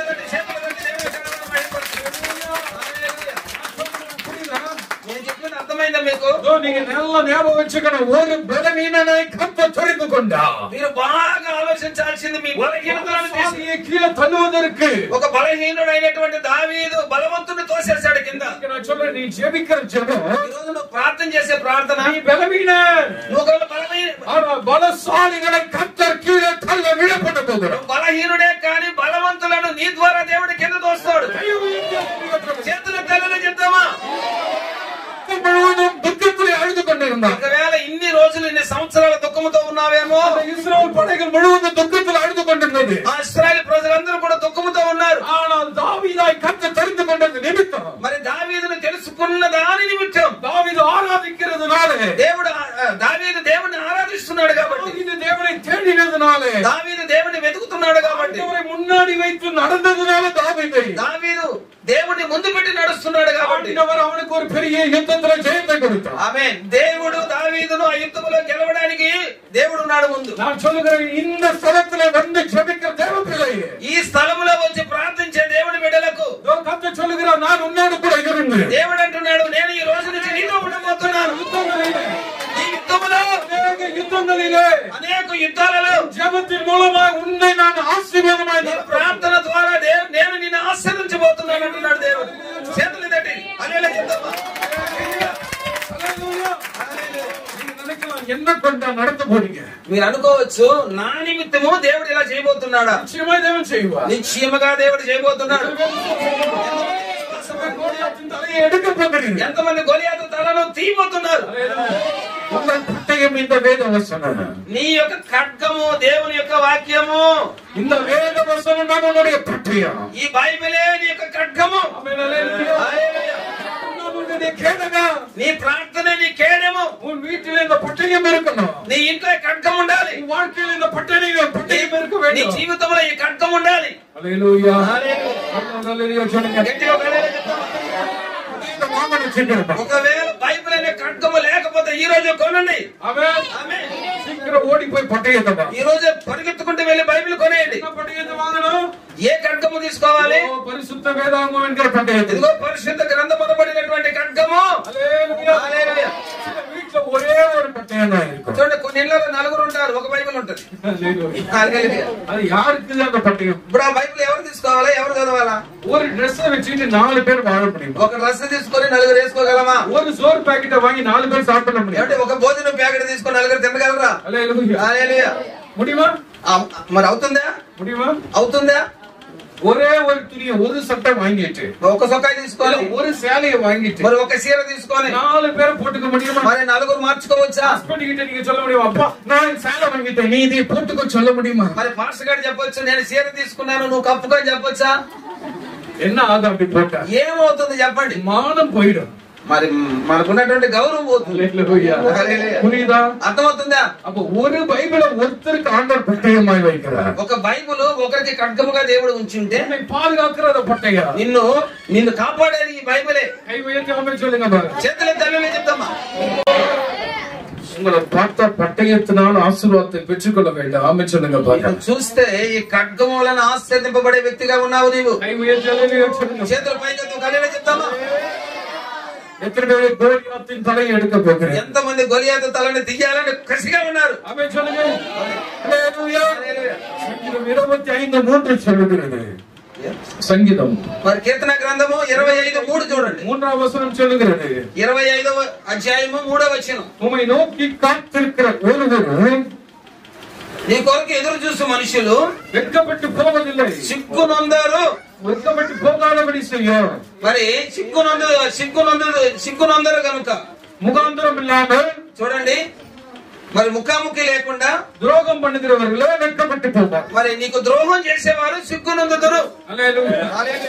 இப்போ ஜெபிக்கிறவங்களுடைய வாழ்க்கையில చూడండి, మీరు ప్రార్థన చేసే వ్యక్తులుగా ఉన్నారు అనుకుందాం. హల్లెలూయా. హల్లెలూయా. ஜெபிக்கிறவனுடைய வாழ்க்கையில யுத்தத்தை மாற்றுவார். చూడండి, మనం ప్రార్థన చేసే వ్యక్తులుగా ఉంటే మన జీవితంలో యుద్ధాన్ని మార్చేస్తాడు దేవుడు. சொல்றார், இரண்டாவது காரியமா ஜெபிக்கிற மனுஷனா இருந்தா நீ வெட்கப்படவே மாட்டாய். చూడండి, దేవుడు అంటున్నాడు మిమ్మల్ని చూసి మీరు ప్రార్థన చేసే వ్యక్తులుగా ఉంటే మీరు ఈ రోజు నుంచి సిగ్గుపడరు. హల్లెలూయా. நான் சின்ன வயசுல ஸ்கூலுக்கு போயிட்டு இருந்த போது అయ్యగారు చిన్న వయసులో స్కూల్ కి వెళ్ళేటప్పుడు ஃபீஸ் கட்ட முடியாது. మరి ఆ ఫీజు కట్టేదానికి డబ్బులు ఉండవు. பிரைவேட் ஸ்கூல்ல படிச்சதுனால மெட்ரிகுலேஷன்ல எனக்கு ஃபீஸ் கட்ட சில நேரத்துல முடியாம கஷ்டப்பட்டோம். చూడండి, ప్రైవేట్ స్కూళ్ళలో చదివడానికి వెళ్ళినప్పుడు కొన్ని సమయాలలో డబ్బులు ఉండవు కట్టడానికి. அந்த நேரத்துல அந்த பிரின்சிபல் என்ன வெளியில போய் முழங்கால் போட சொல்லுவார், முட்டி போட சொல்லுவார். మరి డబ్బులు కట్టనందున ప్రిన్సిపల్ ఏం చేస్తాడంటే బయటికి వెళ్ళి మోకరిల్లు అంటాడు. சில டைம் வெளியில போய் நில்லுங்கன்னு சொல்லிடுவாங்க. కొన్ని సందర్భాలలో బయటికి వెళ్ళి నిలబడండి అంటారు. அந்த வெயில்ல நாங்க போய் நிப்போம். ఆ కాస్తున్న ఎండలో వెళ్ళి నిలబడతాం. ஃபீஸ் கட்டாத பிள்ளைங்க எல்லாம் வந்து நிப்பாங்க. అయ్యగారితో కూడా కొంతమంది డబ్బులు కట్టలేని వారందరూ కూడా వచ్చి నిలబడతారు. சில நேரத்துல முட்டி போட சொல்லுவாங்க. give a punishment. அவங்க பனிஷ்மென்ட் கொடுப்பாங்க. చూడండి, ఏందంటే డబ్బులు కట్టలేదు కనుక దానికి పనిష్మెంట్ ఇవ్వడానికి మోకరిల్లమంటారంట. நான் முதல்ல நான் முட்டி போடுறதுக்கு ரொம்ப సంతోషపోయి మరి అయ్యగారు చెప్పిన వెంటనే మోకరిల్లడానికి ముందు వరుసలో ఉంటాడంట సంతోషంగా. ఏం தெரியுங்களா? ఎందుకు చెప్పండి? எனக்கு முட்டி போட்டா வலிக்காது. మరి నేను మోకరిల్లితే నాకు నొప్పి రాదు. ஏன் நான் சின்ன வயசுல ஸ்கூல் சர்ச்சுக்கு போனதுனால, ఎందుకంటే నేను చిన్న వయసులో నుంచి చర్చికి వెళ్తాను కాబట్టి எங்க பாஸ் முட்டி போட்டு எங்களை வளர்த்துட்டாரு. మా పాస్టర్ గారు మోకరిల్లు చేసి నన్ను పెంచారు. అందుకని நான் முட்டி போட்டு சொன்னா முதலாளா நான் முட்டி போட்டு, మరి మోకరిల్లు అంటేనే మొదటి వ్యక్తిగా నేనే ఉంటాను. எல்லாரும் தயங்கி நிப்பாங்க, అందరూ ఆలోచిస్తారు, எல்லாரும் அழுதுட்டு இருப்பாங்க, అందరూ ఏడుస్తారు. ஆனா நான் மட்டும் சிரிச்சுட்டே முட்டி போட்டு. మరి అయ్యగారు మాత్రం నవ్వుతూ మోకరిల్లుతాడు. அந்த பிரின்சிபல் பார்த்தாங்க, ఆ ప్రిన్సిపల్ చూసి நீ முட்டி போடாத, எழுந்து నిల్లుன்னு சொல்லி మోకరిల్లు లేచి నిలబడరా. ஒரு நாள் நான் இப்படிதான் கஷ்டத்தின் மத்தியில முட்டி போட்டு ஜெபம் பண்ணிட்டு ஆண்டவர் சமுத்திர அதே ஸ்கூல்ல முட்டி போட்டு ஜெபிக்க. ఒక రోజు అదే స్కూల్లోనే కష్టాల మధ్యలో మోకరిల్లి ప్రార్థన చేస్తున్నాను. வெயில் அடிக்கிறது, பயங்கரமான வெயில், మంచి ఎండ కాస్తుంది, தர சரியே இல்ல. మరి కింద ఉన్నటువంటి ஸ்கூல் டைம்ல நான் உட்கார்ந்து முட்டியில நின்று ஆண்டவர் கிட்ட கேட்டேன், ஆண்டவரே இன்னி அடுத்த வருஷம் இந்த ஸ்கூல்ல நான் ஒரு நாள் கூட முட்டி போடக்கூடாது ஆண்டவரே. మరి దేవుణ్ణి అడిగాను, అక్కడ మంచి ఎండలో మోకరిల్లి ప్రభా వచ్చే సంవత్సరానికి నేను మోకరిల్లి కూడదని అడిగాను. நிறைய பேர் உங்களுக்கு தெரியாதவங்க எல்லாம் ఉள்ள உட்கார்ந்து இருக்காங்க ஆண்டவர். మరి నిన్ను ఎరగని వారు అక్కడ ఉన్నారు. ஆண்டவர் அவெல்லாம் ஃபீஸ் கட்டி உட்கார்ந்து இருக்காங்க, వాళ్ళంతా డబ్బులు కట్టి కూర్చొని ఉన్నారు. ஆண்டவர் இயேசுவை அறியாத அவங்க உள்ள சந்தோஷமா இருக்காங்க. యేసయ్యని ఎరగని వారు డబ్బు కట్టి లోపల కూర్చొని ఉన్నారు. நான் உம்மை ஆராதிக்கிறேன், నేను ఆరాధిస్తున్నాను. நான் இன்னைக்கு எங்க இருக்கிறேன்? నేను ఎక్కడున్నాను? அசிங்கப்பட்டு வெளியில முட்டி போட்டிருக்கேன். అసహ్యముతో బయట మోకరిల్లి ఉన్నాను. ஆண்டவர்கிட்ட இப்படி ஜெபிக்க ஆரம்பித்த உடனே ఇలా ప్రార్థన చేయడం స్టార్ట్ చేశాను. ஸ்கூல்ல அதே வாசல்ல ரோட்ல நின்னு முட்டி போட்டு ஜெபித்து கொண்டிருந்த போது అదే దారిలో అదే స్కూల్ ముందర మోకరిల్లి ప్రార్థన చేస్తున్నాను. ஆண்டவர் எனக்காக யுத்தம் செய்ய ஆரம்பித்தார். దేవుడు నా పక్షమున నిలబడి యుద్ధం చేశాడు. சமாதானத்தை தேவன் செய்ய ஆரம்பித்தார். సమాధానం ఇచ్చాడు దేవుడు. தேவன் தயவு பாராட்ட ஆரம்பித்தார். దేవుడు దయ ఇచ్చాడు. என்னுடைய ஸ்பாஸ்ட் மூலமாக சில நண்பர்கள் மூலமாக கர்த்தர் என்னுடைய பண தேவைகளை சந்தித்தார். అయ్యగారి యొక్క సేవకుని ద్వారా కొంతమంది ఫ్రెండ్స్ ద్వారా డబ్బులు కట్టడానికి దేవుడు కృప చూపించాడు. హల్లెలూయా. அடுத்த வருஷம் வந்தது, ఇంకో సంవత్సరం వచ్చింది. ஃபீஸ் கட்டணும், మరి డబ్బులు ఫీజు కట్టాలి కదా. இந்த வருஷம் ఈ సంవత్సరంలో என்ன ஆண்டு வெளியில முட்டி போட வைக்கல. దేవుడు నన్ను బయట మోకరిల్లింప చేయలేదు. நீங்க ஜெபிக்க ஆரம்பித்தார், మీరు ప్రార్థన చేయడం స్టార్ట్ చేసి எப்பெல்லாம் ஆண்டவர் சமூகத்துல உட்கார்ந்து முழங்கால் படியிருக்கிறீர்களோ, ఎప్పుడైతే సమయం దొరికినప్పుడు అలా మోకరిల్లి ప్రార్థన చేస్తారు, வெட்கப்படுத்தவே மாட்டேன். దేవుడు నిన్ను చిగ్గుపరచడు. ఫస్ట్ టైం நீ வெட்கப்பட்டு உட்காரலாம் முட்டியில, ఒకవేళ మొదటి ప్రతిసారి నువ్వు చిక్కుపడి నిలబడొచ్చు. நீ இப்பதான் இயேசுவை அறிந்து வருகிற, நீ வெட்கப்பட்டு வந்து முழங்கால் படிடுகிற. మరి నువ్వు బయట చిక్కుపడి దేవుని సన్నిధికి వచ్చి మోకరిల్లా. இந்த நாள்ல நீ சபையில முட்டி போடுவதை குறித்து வெட்கப்படாதே. మరి మందిరములో మోకరిల్లడానికి చిక్కుపడొద్దు. హల్లెలూయా. ముట్టిలో నిప్పదనాలు వెక్కపడాలి. మరి ఇక్కడ మందిరములో మోకరిల్లడం వలన నువ్వు చిక్కుపడకూడదు. మురై నీ ముట్టి పోడుదురావు. ఇక్కడ ఎన్నిసార్లు నువ్వు మోకరిల్లుతావు, దేవుడు ಅದಕ್ಕೆ బదిలీ కట్టిపోయాడు. దేవుడు దానికి తగిన ప్రతిఫలం నీకు ఇచ్చును గాక. నువ్వు ఎంత మోకాళ్ళ మీద ఉంటావు, బదులు కొడుక వలవరాయి. దేవుడు నీకు జవాబు ఇచ్చును గాక. నేను అనుభవించి చెప్తున్నాను. వాక్యం చెప్తుంది, ఓ నీ ఎదుట నిలబడిన వారు ఒక్కరు కూడా చిక్కునందరు. పిల్లలకి కట్టుబడిగా, పిల్లలకు నేర్పించండి. కట్టుబడిగా, పిల్లలకు మోకరిల్లడం నేర్పించండి. కట్టుబడిగా, ప్రార్థన నేర్పించండి. பையனுக்கு 3.5 வயசு ஆகுது. మరి అయ్యగారి యొక్క కుమారుడికి 3 సంవత్సరాలు అయింది. 3.5 వయసులో நான் அவனுக்கு சொல்லிக் கொடுக்கிற விஷயம், ఆ 3 సంవత్సరాలు మేము నేర్పించే పాఠం ఏంటంటే 3 వయసులో జెబిక ఆరంభించాం. 1.5 సంవత్సరంలోనే ప్రార్థించడం నేర్పించాం. వరదనాల సేవలో రావడం వలన எல்லாருக்கும் ஜெபிக்கிறது அவன் பாச்சவன் பழகிக்கொண்டான். మేము ప్రార్థన చేయడం వలన అతను కూడా నేర్చుకున్నాడు ప్రార్థన. நான் எங்கே போனாலும் அவன் என்கிட்ட வந்து சொல்லுவான், నేను ఎక్కడికి వెళ్తే అక్కడికి వస్తాడు. எனக்கு நீ அவங்க காணிக்கை கொடுக்கல சொல்லுவான். మరి అబ్బాయి అంటాడంటే నాకు కాணிక ఇవ్వలేదు డాడీ అంటాడు. யாராவது நான் வந்து ஜெபம் பண்ணி பிசாசுகள் எல்லாம் விரட்டினா, మరి ఒకసారి ప్రార్థన చేసి సాతాను వెళ్తాడు కదా, దెయ్యాలు వెళ్తాయి కదా, அவனும் அங்க நின்று போ சொல்லுவான். అతను కూడా నిలబడి పో అంటాడు. பேச்சு வராத முன்னாடி ஜெபிக்க ஆரம்பித்தான். మాట రాకముందుగానే ప్రార్థించాడు. நாங்கள் இரவுகள்ல பழக்கப்படுத்துறோம். ఇప్పుడు రాత్రి వేళలో ప్రార్థన చేయడం మేము నేర్పిస్తున్నాం. 11 మணிకి, இரவு 11 மணிக்கு அவர்கிட்ட பேசுவோம். రాత్రి 11లో మేము మాట్లాడుతాం. தூங்கவே மாட்டான், விளையாடிட்டே இருப்பான். నిద్రపోడు, ఆటలాడుకుంటా ఉంటాడు. அப்ப நான் சொல்லுவேன், నేను అంటాను, அப்பாக்கு பணம் வேணும், ஊழியத்துக்கு காசு வேணும், ஜெபம் பண்ணு சொல்லுவேன். మరి అంటాను, అయ్యగారు అంటాడంట తండ్రికి డబ్బులు కావాలి, పరిచర్యకి ప్రార్థన చేయని అంటాడు. உடனே அவன் சொல்லுவான், వెంటనే వాడు అంటాడంట, எவ்வளவு காசு வேணும், ఎంత డబ్బు కావాలి డాడీ. ஜெபம் பண்ண உட்கார்ந்துருவான். వెంటనే ప్రార్థన చేస్తాడంట. మోకరిల్లి போடுவான், మోకరిల్లి ரெண்டு மேல முட்டி போடுவான். ఇలా మోకరిల్లి அதான் இப்படி கைய வைத்துக் கொள்வான். ఇలా చేతులు పెట్టి தலையில கீழே படுகிற மாதிரி முட்டி போடுவான். తల వంచి சொல்லுவான், ஆண்டவரே அப்பாவுக்கு காசு கொடுங்க, తండ్రి మా డాడీకి డబ్బులు కావాలి, పరిచర్యకి காசு கொடுங்க, సేవకి డబ్బులు కావాలి, தங்கச்சிக்காக காசு கொடுங்க, మా చెల్లికి డబ్బులు ఇవ్వండి, கொடுங்க ஆண்டவரே. మా తల్లికి డబ్బులు ఇవ్వండి. 5 నిమిషం జెபிப்பான். 5 నిమిషాలు ప్రార్థన చేస్తాడు. 3.5 వయసు ఆగుது. 3 సంవత్సరాలలో 5 నిమిషాలు ప్రార్థన చేస్తాడు. హల్లెలూయా. కాలంగా నాకు 5 మணிకి எழுந்து இங்க கிளம்பினேன். మరి ఈ రోజు ఉదయం మీ దగ్గరికి రావడానికి 5 గంటలకు లేచి బయలుదేరా. డ్రెస్ ఐరన్ பண்ணி கொண்டிருந்த போது கேட்டான் என்ன பார்த்து. మరి రేపు నిన్నటి దినాన నేను డ్రెస్ ఐరన్ చేస్తున్నప్పుడు అడిగాడు, அவங்க கேட்டு ఎங்க పాప పోறீங்க? ఎక్కడికి వెళ్తున్నాడు డాడీ? நான் பிரேயருக்கு வெளியூருக்கு போறேன். నేను ప్రార్థనకు బయట ఊరు వెళ్తున్నాను. எந்த ஊருக்கு போறீங்க? ఏ ఊరికి వెళ్తున్నావు? அப்ப நான் ரொம்ப தூரம் போறேன் சார். చాలా దూరం వెళ్తున్నాను. இன்னைக்கு காலையில சீக்கிரம் எழுந்து உட்கார்ந்துட்டேன். మరి తొందరగా లేచాడండి ఈ రోజు. இன்னைக்கு சீக்கிரம் எழுந்து பார்த்தா அப்பா போயிட்டு வரும்போது 2 చిప్స్ ప్యాకెట్ వాங்கிட்டு చూడండి, మీరు వెళ్ళి వచ్చేటప్పుడు 2 చిప్స్ ప్యాకెట్లు నాకు కావాలి. சொன்னேன், நீ அவங்க எனக்காக ஜெபம் பண்ணிட்டே இருப்பா. నువ్వు నా కోసం ప్రార్థన చేస్తూనే ఉండు. హల్లెలూయా. பிள்ளைகளுக்கு எதை கற்றுக் கொடுக்க வேண்டும் என்பதில் கவனமா இருக்கணும். మన బిడ్డలకు ఏమి నేర్పించాలో ఆలోచించాలి. ఏబిసిడి కற்றுக் கொடுத்தா అది ఆశీర్వాదం. ఏబిసిడి నేర్పిస్తే ఆశీర్వాదం. తెలుగు మொழி కற்றுக் கொடுத்தால் ఆశీర్వాదం. ఒకవేళ తెలుగు నేర్పిస్తే ఆశీర్వాదం. మ్యాథ్స్ కற்றுக் கொடுப்பது ஒரு ఆశీర్వాదం. ఒకవేళ మ్యాథ్స్ నేర్పిస్తే ఆశీర్వాదం. 10 లాంగ్వేజ్ కற்றுக் கொடுப்பது ఆశీర్వాదం. ఒకవేళ 10 భాషలు నేర్పించడం ఆశీర్వాదం. பெரிய మెట్రికులేషన్ లో படிக்க வைப்பது ఆశీర్వాదం. ఒక మంచి స్కూల్లో నువ్వు చేర్పించడం ఆశీర్వాదం. అలా நிறைய చెస్ బోర్డ్ కற்றுக் கொடுப்பது ఆశీర్వాదం. మరి చెస్ ఆడతారు కదా, అది నేర్పించడం ఆశీర్వాదం. క్యారమ్ బోర్డ్ కற்றுக் கொடுப்பது ఆశీర్వాదం. క్యారమ్ బోర్డ్ ఆడతారు, అది నేర్పించడం ఆశీర్వాదమా? హల్లెలూయా. హల్లెలూయా. இதை காட்டிலும் ஜெபத்துல நடத்துவது ஆசீர்வாதம். ఎన్నిటికన్నా నీ బిడ్డని నువ్వు ప్రార్థనలో నడిపించడం ఒక గొప్ప ఆశీర్వాదం. ஜெபத்தை கற்றுக் கொடுக்க பழகிக்கோ. నీ బిడ్డలకి నువ్వు ప్రార్థన నేర్పించడం చెయ్యి. சொன்னால் அவனுடைய எதிர்காலத்துல அவன் வெட்கப்பட்டு போகக்கூடாது. లేదా ఎందుకంటే నీ బిడ్డ రాబోతున్న రోజుల్లో వాడు సిగ్గును ఉండకూడదు. சொல்லுங்க. అందులో ఒక ఆమె చెప్తాను, நான் நினைக்கிறதெல்லாம் இதுதான். நான் வெட்கப்பட்டு போனேன் ஆண்டவரே. ఎందుకంటే మేము చిక్కుపడాం ప్రభువా. ஆண்டவரே வெட்கப்பட்டு முழங்கால் படிட்டு ஜெபித்தோம். నేను చిక్కుపడి మోకరిల్లి ప్రార్థన చేశా. முட்டி போட்டு ஜெபிச்ச ஆண்டவரே. మంచి ఎండలో మోకరిల్లి ప్రార్థన చేశా. நான் ஜெபித்திருக்கிறேன் ஐயா. ఏడ్చి ప్రార్థన చేశానయ్యా. என் பிள்ளைகள் ஒருபோதும் வெட்கப்படக்கூடாது. నా బిడ్డలు ఒక్కరోజు సిగ్గుపడకూడదు. நீ இன்னைக்கு முட்டி போட பழகினா ఈ రోజు నువ్వు మోకరిల్లడం నేర్పిస్తే தலைமுறை ఆశీర్వాదமா இருக்கும். నీ తర్వాత ఉన్నటువంటి సంతతి ఆశీర్వదింపబడను. నువ్వేమి నేర్పిస్తే హల్లెలూయా. హల్లెలూయా. సంతతిகளை கர்த்தர் ஆசீர்வதிப்பார். ఆ సంతతిని దేవుడు ఆశీర్వదిస్తాడు. நானும் துக்கம் அந்த பிள்ளைகளுக்கு வரவே ఒక్కరోజు కూడా నీ బిడ్డలు సిగ్గుపడరు. கை உயர்த்தி హల్లెలూయా சொல்லுங்க. చేతులు తల్లిలో చెప్తామా?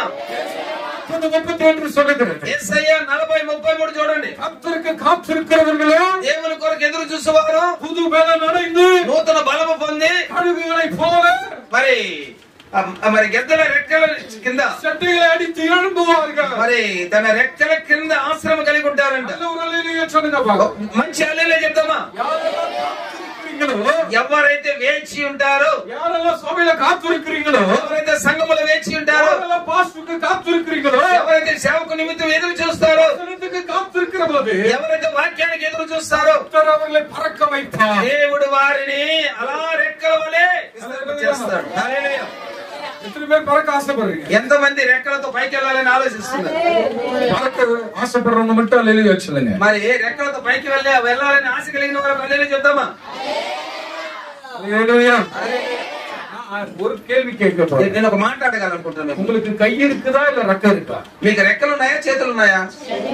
அப்ப எப்படி பறக்க முடியும்? మరి ఎలా మీరు పైన వెళ్తారు చెప్పండి? எப்படி பறப்பீங்க? మరి ఏ విధంగా రెక్కలు ఉంటే కదా పైకి వెళ్తాం? இந்த கழுகு எப்படி பறக்கும்? మరి గ్రద్ద ఎలా పైకి వెళ్తుంది? அதுக்கு ரெக்க இருக்கு. అంటే గాల్లో తేలాలంటే దేవుడి చిత్తం. நீ உயர்ந்த இடத்துல பறக்க வேண்டும். నువ్వు ఉన్నతమైన స్థాయిలోకి వెళ్ళాలా. நீ உயரமான பகுதியில பறக்க வேண்டும். నువ్వు ఉన్నతమైన స్థాయిలో పరిగెత్తాలి. ஹல்லேலூயா. హల్లెలూయా. இந்த கழுகு என்ன செய்யுமா? ఏం చెప్తుంది ఆ గ్రద్ద? சில நாட்கள் பிறந்து வளர்ந்து வளரும் போது అది చిన్న వయసులో నుంచి బాగా బలిసి పెరిగిన తర్వాత அவளுடைய அம்மா கூடயே இருந்து எல்லாவற்றையும் கற்றுக்கொள்ளும். తల్లితో కూడా ఉండి అన్ని నేర్చుకుంటదంట. அது அவங்க அம்மா எப்படி பறக்கிறாங்களோ அது போல அது பறக்க ஆரம்பிக்கும். తల్లి ఏ విధంగా మరి గాల్లో ఎగురుతుందో చెట్టు కూడా ఎగురుతుంది. நல்லா செட்டில் ஆயிடும். அது நல்லா வளர்ந்து நல்லா பறக்க అది బాగా పెద్దదయ్యి ఎగిరేంత స్థాయికి వచ్చినాక குறிப்பிட்ட காலம் வரும்போது ఒక కాలం వచ్చిన తర్వాత இறகுகள் எல்லாம் ரொம்ப தடிமனாய் மாறிவிடும். మరి దానికి ఉన్న రెక్కలన్నీ కూడా బాగా గట్టిగా బలిష్టంగా మారిపోతాయి. பிறகு அதால பறக்கவே முடியாத ஒரு சூழ்நிலைக்கு அது தள்ளப்படும். ఆ తర్వాత బలిష్టంగా మారిన తర్వాత అది గాల్లో ఎగరలేని స్థితికి వచ్చేస్తుంది. உயரமான மலைகளுக்கு பர்வதத்துக்கு போகும். మరి ఉన్నతమైన పర్వతములోకి వెళ్ళి அது போய் அங்கே உட்கார்ந்து அமர்ந்து பறக்க அது முயற்சி எடுக்கும். అక్కడ వెళ్ళి కూర్చొని ఎగరడానికి ట్రై చేస్తుంది. அதனால அதால பறக்க முடியாது. అయినా ఎగరలేకుండా అక్కడే కూర్చుంటుంది. அப்ப அது காத்திருக்க ஆரம்பிக்கும். అది వెయిట్ చేస్తుంది, ఎదురు చూస్తుంది. காத்திருக்கும். కొన్ని రోజులు వెయిట్ చేస్తుంది. ஈగல் காத்திருக்கும். అది కొన్ని రోజులు ఎదురు చూస్తూ ఉంది. என்னதுக்கு காத்திருக்கிறது? ఎందుకు ఎదురు చూస్తుంది తెలుసా? அதனுடைய வாயை வைத்து அதனுடைய கடுமையான இறகுகளை பிட்டு பிட்டு பிட்டு கீழே போடும். తన నోటితో తన రెక్కలన్నీ కూడా కఠినంగా పెరిగి పెరిగి కింద పారేస్తుంది. ரத்தமாய் வடிய ஆரம்பிக்கும். రక్తం అంతా కారుతుంది. அந்த வெயில்ல கஷ்டப்பட்டு அது புண்ணோடு வாழ ஆரம்பிக்கும். ఆ ఎండలో కూడా తనకు ఉన్నటువంటి ఆ పుండులో కూడా ఉండాలని అనిపిస్తుంది. சாப்பிட கூட வழி இருக்காது. కొన్ని సమయాలలో తినడానికి తిండి కూడా ఉండదు. அந்த பறவைக்கு ஈగலை கண்டா எல்லா பறவைக்கும் பயம். అప్పుడు దాన్ని చూసినప్పుడు అన్నిటికీ భయం. ஆனால் இதற்கு ஒரு ஆகாரம் கிடைக்காது. దీనికి ఆహారం దొరకదు. ஆனா காத்திருக்கும். ఆయన వెయిట్ చేసి ఎదురు చూస్తుంది. ஹல்லேலூயா. హల్లెలూయా. ஹல்லேலూயா. హల్లెలూయా. இறகையெல்லாம் பறித்து விட்டு ரத்தமெல்லாம் சிந்தின பிறகு ఆ రెక్కలన్నీ పెరికి పారేసి రక్తం అంతా కారిన తర్వాత பலவீனத்தோடு காத்திருக்கும். బలహీనతతో ఎదురు చూస్తుంది. ஒன்றே ஒன்று யோசித்துக் கொண்டு ఒకటి ఆలోచించండి. என்ன தெரியுங்களா? ఏం తెలుసా? எனக்கு மறுபடியும் இறகு வர வேண்டும். నాకు మళ్ళా రెక్కలు వస్తాయి, ఈకలు వస్తాయి. ஹல்லேலூயா. హల్లెలూయా. அதுக்கு மறுபடியும் இறகுகள் வரும். దానికి మళ్ళా ఈకలు వచ్చిన తర్వాత முழுவதும் புண்கள் எல்லாம் மாற ஆரம்பிக்கும். పున్నంతా మానిన తర్వాత மறுபடியும் அடிக்க ஆரம்பிக்கும். మళ్ళా రెక్కలను இப்ப ஒரு மலையில வந்து அமர்ந்த இந்த கழுகானது ఆ ఒక కొండలో కూర్చున్నటువంటి యాగ్రద్ద இந்த கழுகு இப்போ இந்த ஒரு மலையில வந்து உட்கார்ந்து இருக்கு. ఇప్పుడు ఒక కొండలో ఉంది. అది இப்போ பாத்தீங்கன்னா புது இறக்கைகளோட ரெக்கையும் செட்டையும் வந்த உடனே ఇప్పుడు ఆ ఒక కొండలో కూర్చున్న తర్వాత ఈగలన్నీ వచ్చిన తర్వాత ఈగలు இதுக்கு புது பலன் பண்ணுகிறது. దీనికి నూతన బలముకు వస్తుంది. ஹல்லேலூயா. இங்கே இருந்து இதை காட்டிலும் 3-4 மடங்கு மேலே பறக்க ஆரம்பிக்கும். ఎప్పుడైతే నూతన బలం వస్తుందో ఇప్పుడు 3 కొండలు 4 కొండలు ఎత్తైన కొండలు కూడా దాటేస్తుంది ఈగ. என்ன దేవుడు ఏమంటున్నాడు? நீ நல்லதா இருந்த కొన్ని సమయాలలో మంచివాడిగా ఉన్నావు. சபைக்கு வரும்போது நல்லதா இருந்த సంఘానికి రావడం మంచిదే. நீ ஆண்டவர் உன்னை ஆசீர்வதித்து தான் வைத்திருந்தா దేవుడు నిన్ను ఆశీర్వదించాడు. திடீர் ஏதோ ஒரு சின்ன பிரச்சனை, ఏదో ఒక సమస్య వచ్చింది వెంటనే நான் இப்ப சபைக்கு வர மாட்டேன்னு சொல்லாது. ఆ సమస్య వచ్చినప్పుడు నేను సంఘానికి రాను అని చెప్పొద్దు, இல்ல ஜெபிக்க மாட்டேன்னு சொல்லாது. ప్రార్థించను అని చెప్పొద్దు. ஆனால் கர்த்தர் சமூகத்துல காத்திருக்க ஆரம்பி. ఆయన దేవుని సన్నిధిలో నువ్వేం చేయాలంట? వేచి ఉండాలా. ஆமென். ஹல்லேலூயா. హల్లెలూయా. பிரச்சனைகள் மறுபடியும் நம்ம நெருங்கும் போது, ఒకవేళ నీ జీవితంలో పోరాటంలో సమస్యలు ఎదురైనప్పుడు, ஒருவேளை ஏதாவது ஒரு தேவையில்லாத வியாதிகள் பலவீனம் வரும்போது, ఒకవేళ మన శరీరానికి ఒక వ్యాధో బలహీనతో మరి వచ్చినప్పుడు, நீங்கள் தேவனுடைய ஆலயத்துல வந்து காத்திருக்கலாம். దేవుని సన్నిధిలో వచ్చి దేవుని సన్నిధిలో వేచి ఉండడం నేర్చుకోవాలి. உபவாசம் போட்டு ஜெபிக்க ஆரம்பிக்கணும். ఉపవాసం ఉండి ప్రార్థన చేయడం నేర్చుకోవాలి. விதைச்சு ஜெபிக்க ஆரம்பிக்கணும். రాత్రి పగలు ప్రార్థన చేయడం నేర్చుకోవాలి. ஆண்டவரே, இந்த ஸ்தலத்தை கர்த்தர் பெரிய அளவுல கட்டி தர வேண்டும். మీరు అడగాల దేవుని, ప్రభువా ఈ మందిరాన్ని పెద్ద మందిరంగా కట్టి ముగించండి. நான் இதே போல ஒரு சிறிய சபையை நான் ஆரம்பத்தில் ஆரம்பித்தோம். మరి అయ్యగారు స్టార్టింగ్ లో ఒక చిన్న మందిరాన్ని స్టార్ట్ చేశారు. அந்த సభைக்கு 1000 ரூபாய் வாடகை. మరి ఆ మందిరానికి 1000 రూపాయలు వాడుగా. அது பாத்தீங்கன்னா ரொம்ப சின்னது, இவ்வளவுதான் இருக்கும். இவ்வளவு பெருசு கூட கிடையாது, சின்னது 10க்கு 10. చూడండి, 10కి 10 అంట. ఇటు ఉండదు ఇటు ఉండదు, చిన్న మందిరం 10కి 10. வெறும் குடிசை போட்டிருக்கு. మరి టెంకాయ కీతులు ఉన్నాయి కదా, ఆ గుడిసె. அந்த குடிசை கொஞ்ச நாள் ஆனது, కొన్ని రోజులు జరిగింది. மழைக்கு வந்து வெயில் அதிகமா பட்டதால அது ஃபுல்லா காஞ்சி போச்சு. మరి మంచి వర్షము ఎండ వల్ల అదంతా కూడా ఏమైపోయిందంటే తుప్పు పట్టిపోయింది. நாங்க வந்து ஜெபிக்கும் போது காலையில సూర్య ఉదయం ఎல்லாம் ఉள்ள వரும். మరి అయ్యగారు వచ్చి అందులో ప్రార్థన చేసేటప్పుడు సూర్య కిరణాలు ఇంట్లో పడతాయి, ఆ మందిరంలో పడతాయి. இருந்தது அந்த నాట్కல்ல. ఒకే ఒక ఫ్యాన్ ఉండింది ఆ రోజుల్లో. కరెంట్ இருக்காது, కరెంట్ ఉండదు. స్ట్రేంజర్ மட்டும் தான் இருக்கும். స్ట్రేంజర్ ఉంటది, చిన్న స్ట్రేంజర్ இருக்கும். చిన్న స్ట్రేంజర్. ఒకే ఒక మైక్, ఒకే ఒక మైక్ ఉంటుంది. ఒక చిన్న టాంబరిన్, ఒక చిన్న టాంబరిన్ ఉంటుంది. చిన్న స్తోత్ర బలి, ఒక చిన్న స్తోత్ర బలి, ఒక కోకోనట్ బాటిల్, చిన్న జప ప్రేయర్ ఆయిల్. మరి ఒక మరి కొబ్బరి నూనె ఉంది కదా, ఒక చిన్న ప్రార్థన. இங்க பெரிய స్ట్రేంజర్ வைத்திருக்கீங்க. పెద్ద స్ట్రేంజర్ ఉంది. என்கிட்ட இருந்து ரொம்ப சின்ன. మరి అప్పుడు స్టార్టింగ్ లో అయ్యగారి దగ్గర ఉన్నది చిన్న స్ట్రేంజర్, చిన్న సభ, చిన్న సంఘము. హల్లెలూయా. నాకు ఉక్కాంది జోమ్ பண்ணோம்னா திடீர்னு ஜோம் பண்ணும்போது மேல ஏதாவது வந்து விழுந்துட்டே. మరి కూర్చొని ప్రార్థన చేస్తున్నప్పుడు ఆ పైన తల మీద చెత్తంతా రాలుతుంది. எல்லாரும் குளிச்சு நல்லா வருவாங்க. అందరూ స్నానం చేసి మందిరానికి వస్తారు. సూపర్ డ్రెస్ போட்டு வருவாங்க. మంచి డ్రెస్ వేసుకొని వస్తారు. సభకుள்ள வந்த உடனே లోపలికి వచ్చిన వెంటనే అదే పావమాయిடுவாங்க. మరి లోపలికి వచ్చిన వెంటనే ఏదో పోగొట్టుకున్న వ్యక్తిలాగా దీనంగా అయిపోతారు. అదే సభയെ పాపాங்க. సంఘాన్ని చూస్తారు. ఆండవరే இந்த సభயை ఆశీర్వదించండి. ప్రభువా మా సంఘమును ఆశీర్వదించు. ఆండవరే இந்த సభயை ఆశీర్వదించండి. ప్రభువా ఈ సంఘమును ఆశీర్వదించు. போட்டு வர డ్రెస్ எல்லாம் காஸ்ட்லியா இருக்கும். మరి వేసుకొని వచ్చిన డ్రెస్ అంతా మరి కాస్ట్లీగా ఉంటది, విలువైన వస్త్రాలు. హల్లెలూయా, హల్లెలూయా, హల్లెలూయా, హల్లెలూయా. செருப்பு காஸ்ட்லியா இருக்கும். మరి చెప్పులు కూడా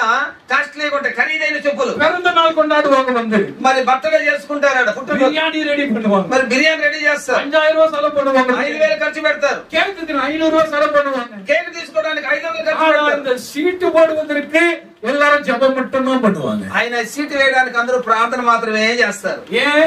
ఎందుకు? இது సీటు போட்டா సీటா தான் இருக்கும். ఇది సీట్ వేస్తే సీటుగానే ఉంటది. காசெல்லாம் సీటుக்கு போய்டும். మరి డబ్బులన్నీ సీటుకి వెళ్ళిపోతాయి. ஆனா బిర్యానీకి సోడ போட்டா, మరి బిర్యానీకి ఖర్చు పెడితే, బిర్యానీకి కాసు கொடுத்தா, బిర్యానీకి డబ్బులు ఇస్తే சாப்பிடலாம், నేను తినొచ్చు, பையன் சாப்பிடலாம், నా కుమారుడు తినొచ్చు, பொண்ணு சாப்பிடலாம், నా కూతురు తినొచ్చు, மாமியார் சாப்பிடலாம், మా అత్త తినొచ్చు, தாத்தா சாப்பிடலாம், తాత తినొచ్చు.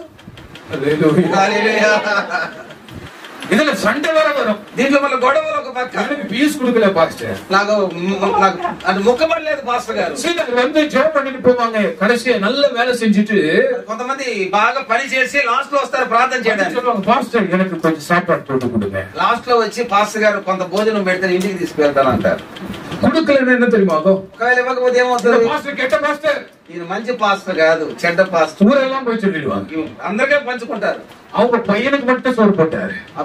ఇంట్లో కొడుకుంటే కొడుకు తీసుకెళ్ళాడండి, சோறு கொடுத்தாரு. మరి భార్యకి ఇచ్చాడండి. வீட்டுல சர்ச்சில இருந்து அவங்க பாஸ்டர் வீட்டுக்கு மட்டும் சோறு போச்சு. మరి చర్చిలో నుంచి పాస్టర్ గారి ఇంటికి భోజనం పోయిందండి. హల్లెలూయా. நான் சபையை பெருக்கிறேன், నేను సంఘాన్ని ఊడుస్తున్నాను, நான் பெயிண்ட் அடிக்கிறேன், మరి పెయింట్ కొడుతున్నాను, நான் கரண்ட் வேலை பார்த்தேன், కరెంట్ పని చేస్తున్నాను, எனக்கு சாப்பாடு பாஸ்டர், మరి నాకు అన్నం పెట్టలేదు పాస్టర్ గారు. நடந்தது சண்டை. ఇలా గొడవ జరిగిందంటే మందిరంలో. హల్లెలూయా. హల్లెలూయా. ஆனா சபை சீட்டு இன்னும் மாறவே இல்லை. అని సంఘం యొక్క ఆ సీట్లన్నీ కూడా ఇంతవరకు మారనే. நடந்தது என்ன தெரியுங்களா? ఏం జరిగింది? ஒரு நாள் நல்ல மழை, ஃபுல்லா தண்ணி. ఒక రోజు మంచి వర్షం వచ్చింది, మందిరంలోకి వాన వచ్చింది.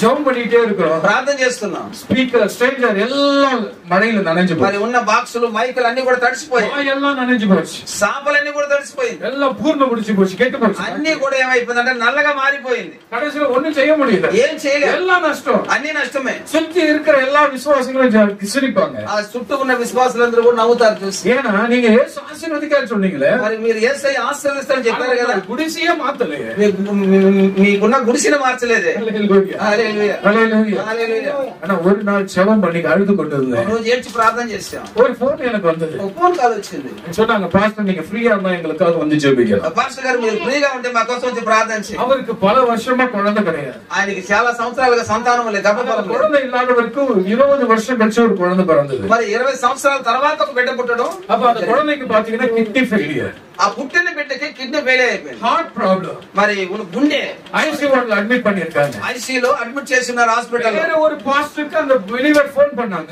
మరి వేరే పాస్టర్ గారికి మా విశ్వాసి ఫోన్ చేసింది. அந்த பாஸ்டர் சொல்லிட்டா என்னால வர முடியாது, நீங்க வேற எங்க யாரையாவது வச்சு ஜெபிக்கீங்க. ఆయన అన్నాడంట నేను రాలేనండి, మీరు వేరే పాస్టర్ చూసుకోండి అన్నాడంట. அப்ப நான் எனக்கு இந்த போன் வருகிறது. మరి ఫోన్ కాల్ అయ్యగారికి వచ్చింది. உடனே நான் குழந்தை சொன்ன உடனே நான் எனக்கு சரி நான் வருகிறேன்னு சொல்லி సరే బిడ్డ కదా ఆ మాట విని వెంటనే నేను వస్తున్నానని చెప్పా. உடனே நான் ஆண்டவர்கிட்ட கேட்டேன், ஆண்டவரே நான் போவதல்ல எனக்கு முன்பாக உங்க கிருபை முன்னாடி போகணும். వెంటనే ప్రార్థన చేశాను, ప్రభు నేను వెళ్ళడం కాదు, నాకు ముందు నీ కృప వెళ్ళాలి. நான் ஜெபித்து விட்டு நான் போகிறேன். அந்த பிரதர் அழுதுகிட்டே வராரு. அவருக்கு நானே கார் டிரைவர் பண்றேன், டிரைவிங் நான் ஓட்டிட்டு போறேன் கார் எடுத்துட்டு. మరి నేను లోపల నుంచి వచ్చాను, ఏడుస్తూ వచ్చాడు బ్రదర్. నేను బ్రదర్ కూర్చొని పెట్టుకుని కార్ డ్రైవింగ్ చేస్తూ వెళ్ళా. போன அவர் எல்லா விஷயத்தையும் சொன்னாங்க. அந்த குழந்தை கண்ணாடி பெட்டியில ரொம்ப தூரத்துல இருக்கு. మరి నేను వెళ్తున్నప్పుడు అన్ని విషయాలు నాతో పంచుకున్నాడు. అలా చూస్తే హాస్పిటల్ దగ్గర వెళ్ళి చూస్తే అద్దాల పెట్టెలో బెడ్ ఉంది. హిందూ మిషన్ హాస్పిటల్, అది ఒక ఇండివిజువల్ హాస్పిటల్. అది హిందూ మిషన్, హిందూ మిషన్. హల్లెలూయా. ஆனா குழந்தை உள்ள உட்கார்ந்து அவங்க பேரண்ட்ஸ் எல்லாரும் அழுதுட்டு இருக்காங்க. మరి ఆ చిన్న పాప మాత్రం లోపల ఉంది, బంధువులందరూ ఏడుస్తూ ఉన్నారు. அப்ப நான் இங்க தூரத்துல நின்று பார்த்தேன், என்னையும் உள்ள விடவே இல்லை. మరి దూరం నుంచి చూశాను, నన్ను కూడా లోపలికి వదలలేదు. அப்ப டாக்டர் கிட்ட சொன்னா நான் ஒரு பாஸ்டர், நான் போய் ஜெபம் பண்றேன். మరి డాక్టర్ అన్నాను, అయ్యా నేను ఒక సేవకుడిని, నేను వెళ్ళి ప్రార్థన చేయొచ్చు. அவர் சொல்லிட்டாரு, இதுக்காகவே நாங்க தடை பண்ணிருக்கோம், நீங்க உள்ள போக கூடாது. అయ్యా ఇందుకోసమే మేము ఎవరిని లోపలికి అనుమతించలేదు, நான் பாஸ்டர்ஸ் எல்லாம் அனுப்ப மாட்டேன் சொன்னாரு. పాస్టర్లను లోపలికి పంపం. அப்ப நான் சொன்னேன், இந்த கண்ணாடி மேல கை வைத்து ஜெபிக்கலாமான்னு கேட்டேன். మరి అద్దం మీద ప్రార్థన చేయొచ్చు, இந்த கதவு மேல கை வைத்து ஜெபிக்கலாமா, లేదంటే తలుపు మీద చేతులు పెట్టి ప్రార్థన చేయొచ్చు. அவங்க சொன்னாங்க, நீங்க வெளியில வந்து கை வைத்து ஜெபம் பண்ணுங்க.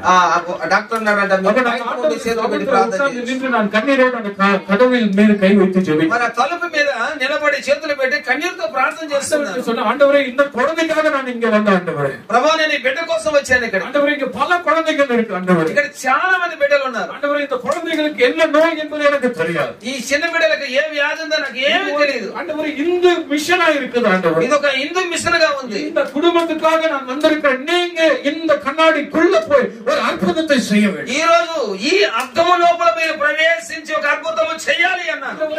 అద్భుతం చేయడం 5 నిమిషాలు జెబికారు. 5 నిమిషాలు మీరు అద్భుతం చేయాలని ఆ తలుపు మీద చేతులు పెట్టి ప్రార్థన చేశారు. அந்த బ్రదర్ ఇంకా పిల్లాడి నిన్ను అడుగుతుంటారు.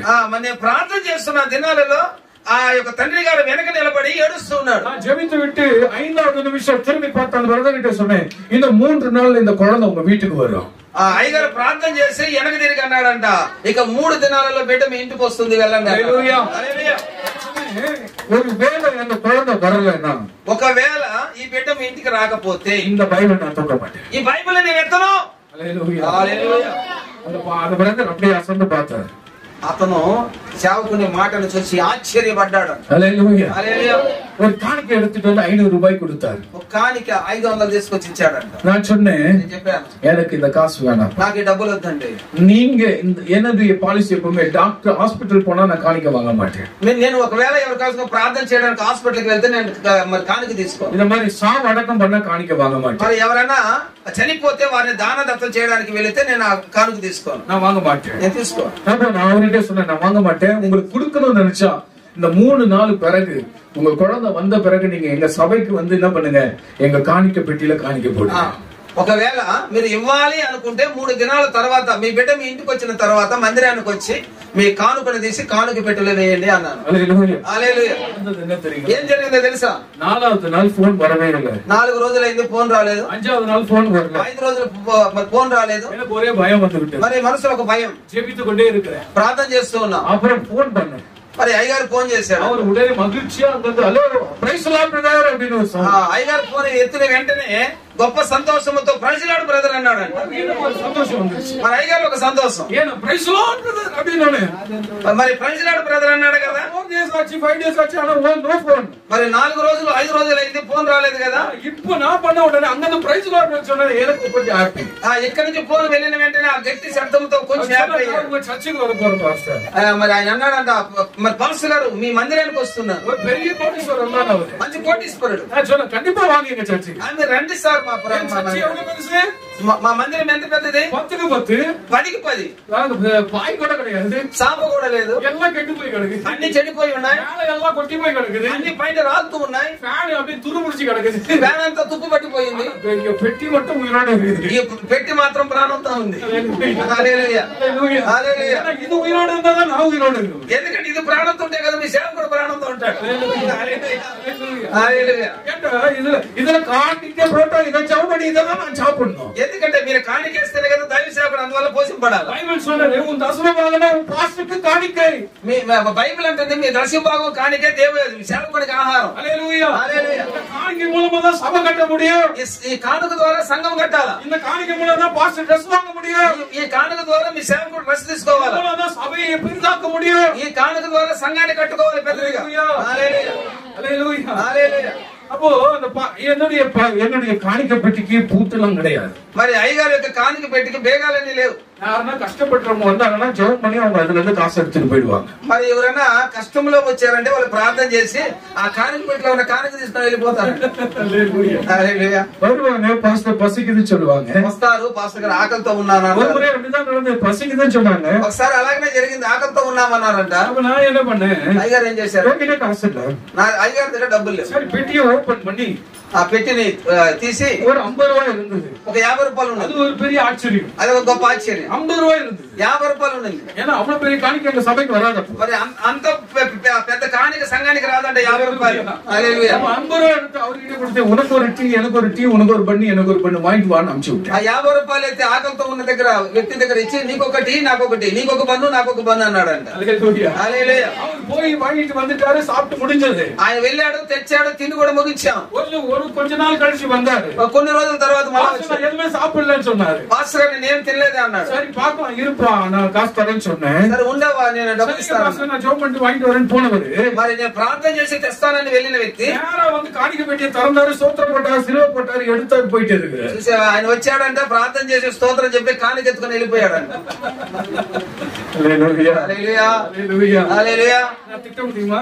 ఆయన ఏమైనా తిట్టొచ్చా, ஏதாவது சொல்ல முடியுமா? ఏమైనా చెప్పొచ్చా? என்ன சொல்லுவாரு? అడిగితే ఏం చెప్తాం, நீங்க தான் அன்னைக்கு எனக்கு வாங்கி கொடுத்தீங்க. మీరే కదా ఆ డబ్బు తెచ్చిచ్చారు ఆ రోజు. హల్లెలూయా. హల్లెలూయా. நான் இப்ப எடுத்துக்கிட்டேன் பாஸ்டர். ఆ రోజు మీరు ఎత్తిచ్చారు, ఇప్పుడు నేనే ఎత్తుకున్నాను. சில நினைப்பாங்க பாஸ்டர் கிட்ட நிறைய இருக்குது உள்ள. కొంతమంది అనుకుంటారు పాస్టర్ గారి దగ్గర దండిగా డబ్బు ఉందని. ஆனா ஒண்ணு சொல்றேன், நிறைய ஆண்டவர் இருக்கிறார். మరి God is with us. మరి దండిగా దేవుడు ఉన్నాడు తప్ప డబ్బు లేదండి. ஆனா ஒன்றே ஒன்று சொல்லுவேன், ఒకటే ఒకటి చెప్తాను, நான் தேவனால் ஆசீர்வதிக்கப்பட்டிருக்கிறேன். నేను దేవుని వలన ఆశీర్వదింపబడ్డాను. బ్రదర్ వచ్చారుங்க. ఆ బ్రదర్ వచ్చాడు, வந்து தேடுறாரு எங்க சபை இருக்குன்னு தேடுறாரு. ఆయన వచ్చి ఎత్తుకుతున్నాడు అంటే ఎక్కడ సంఘం ఉందని. ஏன்னா இந்த ஊருக்குள்ள வந்தா எங்கேயுமே சங்கமம் இல்ல, அந்த மாதிரி சர்ச்சே இல்ல. మరి ఆ ఊర్లోకి వస్తే ఎలాంటి చర్చ అక్కడ లేదు, రోడ్డు సరి கிடையாது, రోడ్డు బాగలేదు. பாஸ்டர் எங்க பாஸ்டர் கூட்டு வந்தீங்கன்னு கேட்டார். పాస్టర్ ఎక్కడ తీసుకొచ్చారు నన్ను అన్నాడు. சர்ச்சுக்கு கூட்டு வந்திருக்கேன். చర్చికి తీసుకొచ్చారు. அவர் யோசிக்கிறார், சர்ச்சுனா எங்க ஒண்ணுமே இல்ல பாஸ்டர். చర్చి అంటే ఇక్కడ ఏం కనబడలేదు నాకు అన్నాడు. எனக்கு தெரியுது அதோ இருக்க சர்ச்சு, నాకు తెలుసు అంటే అదే నుండి చర్చి అన్నాడు. அவர் அப்படியே அமைதியாயிட்டார். வந்தார், అది చూసి అలా మౌనంగా ఉన్నాడు. கதவு திறந்தோம், ఆ తలుపు తీసాం, உள்ள வந்தார். లోపలికి వచ్చాడు. என்ன பாஸ்டர் இப்படி இருக்கிறீங்க? ఏం పాస్టర్ ఎలా ఉన్నారేంది? நான் சொன்னேன், நல்லா தானே இருக்கேன். నేను బాగానే ఉన్నాను కదా, என்ன பிரச்சனை? ఏం సమస్య? இல்ல பாஸ்டர் இப்படி இருக்கேன்னாரு. ఏం పాస్టర్ పైన ఉన్నటువంటి కుప్పంత ఎలా ఉంది? நான் சொன்னேன், உனக்காக இந்த இடத்துல நான் 3 நாள் ஜெபம் பண்ணேன். నీ కోసము ఇక్కడ 3 దినాలు ప్రార్థన చేశాను. நான் சொல்றேன், இப்ப இந்த 3 நாள் ஜெபிச்சதுனாலதான் நீ இன்னைக்கு இங்க வந்திருக்கிற. నేను 3 దినాలు నీ కొరకు ప్రార్థన చేశాను కాబట్టి దేవుడు నిన్ను ఇక్కడికి పంపించాడు. హల్లెలూయా. இத பாத்தியானா ஆண்டவர் உனக்கு தெரிய மாட்டாரு.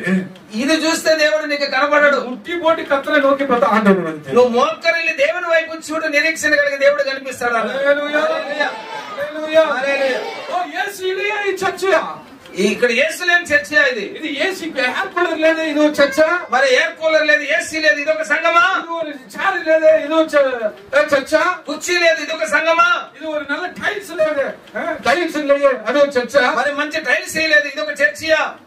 அந்த தெருவுல மெயின் ரோட்ல நல்ல பெருசா சிலுவை வச்சு சர்ச் இருக்கு. ఆ మెయిన్ రోడ్ లో ఒక పెద్ద సంఘం ఉంది, సిలువ కనబడుతుంది. அந்த చర్చిలో పాస్టర్ நல்ல టై కోట్ లో పోటి நல்ல అழகా இருக்கு. ఆ మందిరంలో ఉన్న సేవకుడు ఎలా ఉన్నాడంటే టై వేసి బాగా గంభీరంగా ఉన్నాడు. அந்த సభకి పోనా நல்ல బిర్యానీ போடுறாங்க. అక్కడ పోతే మంచి బిర్యానీ దొరుకుతుంది. హల్లెలూయా హల్లెలూయా.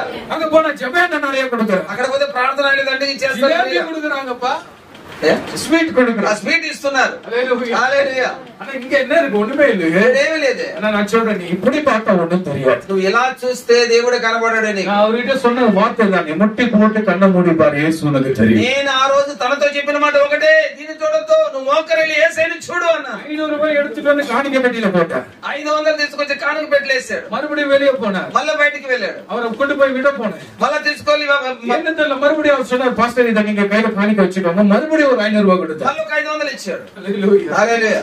డ్రైవర్కి బేట 500 రూపాయలు. డ్రైవర్ బండి తోలుకు వెళ్ళాడు కాబట్టి డ్రైవర్ లెక్కలో ఇచ్చాడు 500. ஜெபம் பண்ணிட்டு வீட்டுக்கு வந்துட்டேன். ప్రార్థన చేసి ఇంటికి వచ్చేసాను. அந்த பையன் குழந்தை அழகா சந்தோஷமா குழந்தை கத்த சுகமாக்கிட்டு ఆ బిడ్డని దేవుడు స్వస్థపరిచాడు. 10 நாள் ஆனது. 10 రోజులైంది. 11வது நாள் போன் வருது. ఆ 11 రోజుల తర్వాత ఫోన్ వస్తుంది. மாஸ்டர் உங்க சபை எப்படி இருக்குன்னு கேட்டார். మీ సంఘం ఎలా ఉంది అన్నాడు. நான் சொன்னேன் ரொம்ப நல்லா இருக்கு.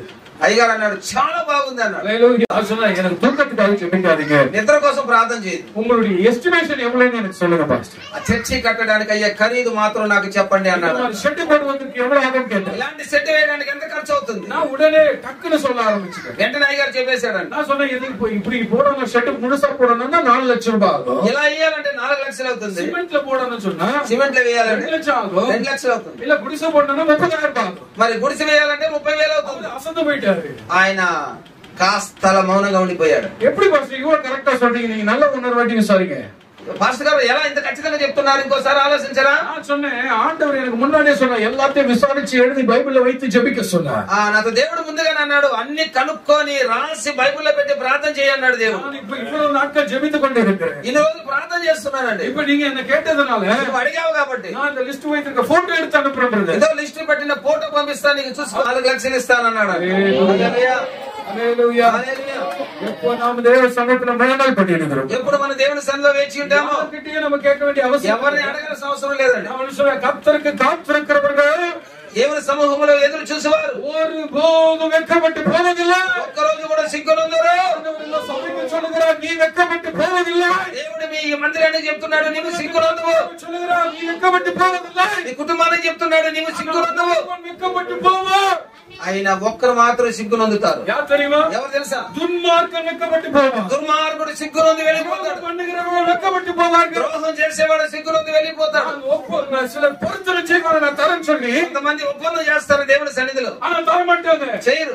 துரோகம் பண்ணுவாங்க. ద్రోహం చేస్తారు దేవునికి. சபைக்கு துரோகம் பண்ணுவார்கள். సంఘానికి ద్రోహం చేస్తారు. வீட்டுக்கு துரோகம் பண்ணுவார்கள். ఇంటికి ద్రోహం చేస్తారు. ஆண்டவர் சொல்லுகிறார், கர்த்தருடைய வீட்டுக்கு துரோகம் பண்ணுகிறவர்கள் அவர்கள் வெட்கப்பட்டு போவார்கள். దేవుని ఇంటికి ద్రోహం చేసేవారు సిగ్గుపడిపోతారు. ஹல்லேலூயா. హల్లెలూయా.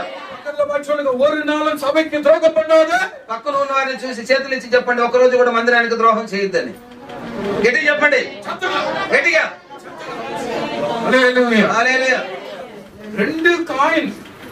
ரெண்டு காசு கொண்டு வந்து விதவை காணிக்கை போடு. 2 కాసులు తీసుకొచ్చి ఒక భర్త లేని ఆమె విధవరాలు కానుక పెట్టిలో వేసిందంట. ஏன் போட்டாங்க? ఎందుకు వేసింది? எதுக்கு போட்டாங்க? ఎందుకు వేసింది? அவங்களுக்கு அடுத்த சாப்பிட காசு கிடையாது. రేపటి దినానికి తినడానికి తిండి లేదు. அடுத்த நிமிஷம் சாப்பிட காசு கிடையாது. తర్వాత వేసిన తర్వాత తినడానికి తిండి లేదు. பார்த்து கொண்டிருப்பதை அவள் பார்த்தார். కానీ దేవుడు చూస్తున్నది చూశారు. அவள் ஆண்டவரை நேசித்தாள். ఆమె దేవుని ప్రేమించింది. அவளுக்கு தெரியாது அடுத்தது ஆண்டவர் எப்படியோ போஷிப்பார் என்று. ఆమెకి ఒక విషయం మాత్రం తెలుసు, దేవుడు నెక్స్ట్ ఎలాగైనా పోషిస్తాడు అని. హల్లెలూయా. హల్లెలూయా. நான் இருந்ததை கொடுத்து போனா பாத்தீங்களா? ఉన్నది ఇచ్చేసింది. அன்னைக்கு தேவன் அதை பார்த்து ஆசீர்வதித்தார். దేవుడు దాని మాత్రమే చూస్తాడు. இன்னைக்கு பேசப்படுகிறது. ఇంతవరకు మాట్లాడబడుతున్నది. ஆமென் சொல்லுங்க. ఆమె చెప్తామా? இப்ப பாஸ்டர் சொன்ன ஒரு சாட்சி, யாரோ வெளியில இருக்கிற யாரோ பாஸ்டர் யாரோ பிரதர் வந்து 50,000 கொடுத்தாங்க. మరి తిరుపతి నుంచి వచ్చినటువంటి జోసఫ్ గారు, ஹல்லேலூயா. அடுத்த மாசம் அடுத்த வருஷம் கர்த்தர் நான் சித்தம் சொல்றேன், நீங்க இந்த சபைக்கு இன்னும் பெரிய தொகையை கர்த்தர் உங்கள் மூலமா கற்றுக் கொடுப்பார். నేను చెప్తున్నాను, దేవుడు నాతో మాట్లాడుతున్నాడు, వచ్చే సంవత్సరం ఈ మందిరానికి నువ్వు దానికన్నా ఎక్కువ ఇవ్వబోతున్నావు. ஹல்லேலூயா. హల్లెలూయా. உங்களால இப்ப முடியாது, మీ వల్ల ఇప్పుడు కాదు, ஆனா ஆண்டவர் மூலமா தேவன் தருவார். అయితే దేవుడు నీ వలన గొప్ప కార్యం చేస్తాడు. சூப்பரான கரண்ட் வேலையை கத்தரிங்க செய்து முடிக்க தரப்போகிறார். ఇక్కడ సేవ విషయాల కరెంట్ పనులన్నీ కూడా దేవుడు చేసి ముగించబోతున్నాడు. டைல்ஸ் போட்டு நல்ல ஒரு ஆராதனை இங்க நடக்கும். మంచి మందిరం కట్టి టైల్స్ గిల్స్ వేసి గొప్ప ఆరాధన జరగబోతుంది. ஆண்டவர் எழுப்ப போகிறார். కొంతమందిని దేవుడు లేపబోతున్నాడు. ఆమె చెప్తాం. ఎవరు దేవుళ్ళ స్తంభం లాగా నిలబడబోతున్నారు మందిరములో? நீங்க ஜெபிக்க ஆரம்பிக்கணும். మీరు ప్రార్థన చేయండి. ஆண்டவரே என் மூலமா இந்த ஸ்தலம் கட்டப்படணும். ప్రభువా నా ద్వారా ఈ మందిరం కట్టబడాలి. ஆண்டவரே நானும் என் பிள்ளைகளும் இங்க ஆராதனை செய்கிற இடம் ஆண்டவரே. ప్రభువా నేను నా బిడ్డలు నా కుటుంబం మీద ఆరాధన చేసే స్థలం ప్రభువా. நீர் என்னை ஆசீர்வதிக்கிற இடம் ஆண்டவரே. నీవు నన్ను ఆశీర్వదించే స్థలం ప్రభువా. நீர் இங்க உலாவுகிறீர் ஐயா. మీరు మా మధ్యలో సంసారం చేస్తున్నారయ్యా. நான் கட்டுவதை காட்டிலும் నేను నా ఇల్లు కట్టేదానికంటే உங்களுடைய வீட்டை கட்டுவதற்கு நான் பிரயாசப்படுகிறேன். నీ ఇల్లు కట్టడానికి ప్రయాసపడతా. நீர் என்னை ஆசீர்வதியா. నీవు నన్ను ఆశీర్వదించు. ஜெபம் பண்ணினா கர்த்தர் என்னை ஆசீர்வதிப்பீரார். యేసు ప్రార్థన చేసిన రీతిగా మీరు కూడా ప్రార్థన చేయాలి. ఆమేన్ சொல்லுங்க பார்க்கலாம். ఆమేన్ చెప్తామా? నా సరిహద్దులను విశాలపరచు. சொல்லுங்க நெல்லையை பெரிதாக்கோ. అందరూ చెప్తాం నా సరిహద్దులను విశాలపరచండి. சாப்பிட்டு பெருசாவாங்க. కొంతమంది తిని కుండగా అయిపోతారు. அது இல்லங்க. అది కాదు. హల్లెలూయా. హల్లెలూయా. హల్లెలూయా. హల్లెలూయా. சிலருக்குள்ள ஒரு சேர் பத்த மாட்டேங்குது. కొంతమందికి ఒక చేరు సరిపోదు. హల్లెలూయా. ஒரு வீடியோ பார்த்தேன். ஏர்போர்ட்ல ஃளைட்ல போகும்போது మరి ఫ్లైట్ వెళ్తున్నప్పుడు 2 సీట్ போட்டுட்டாங்க.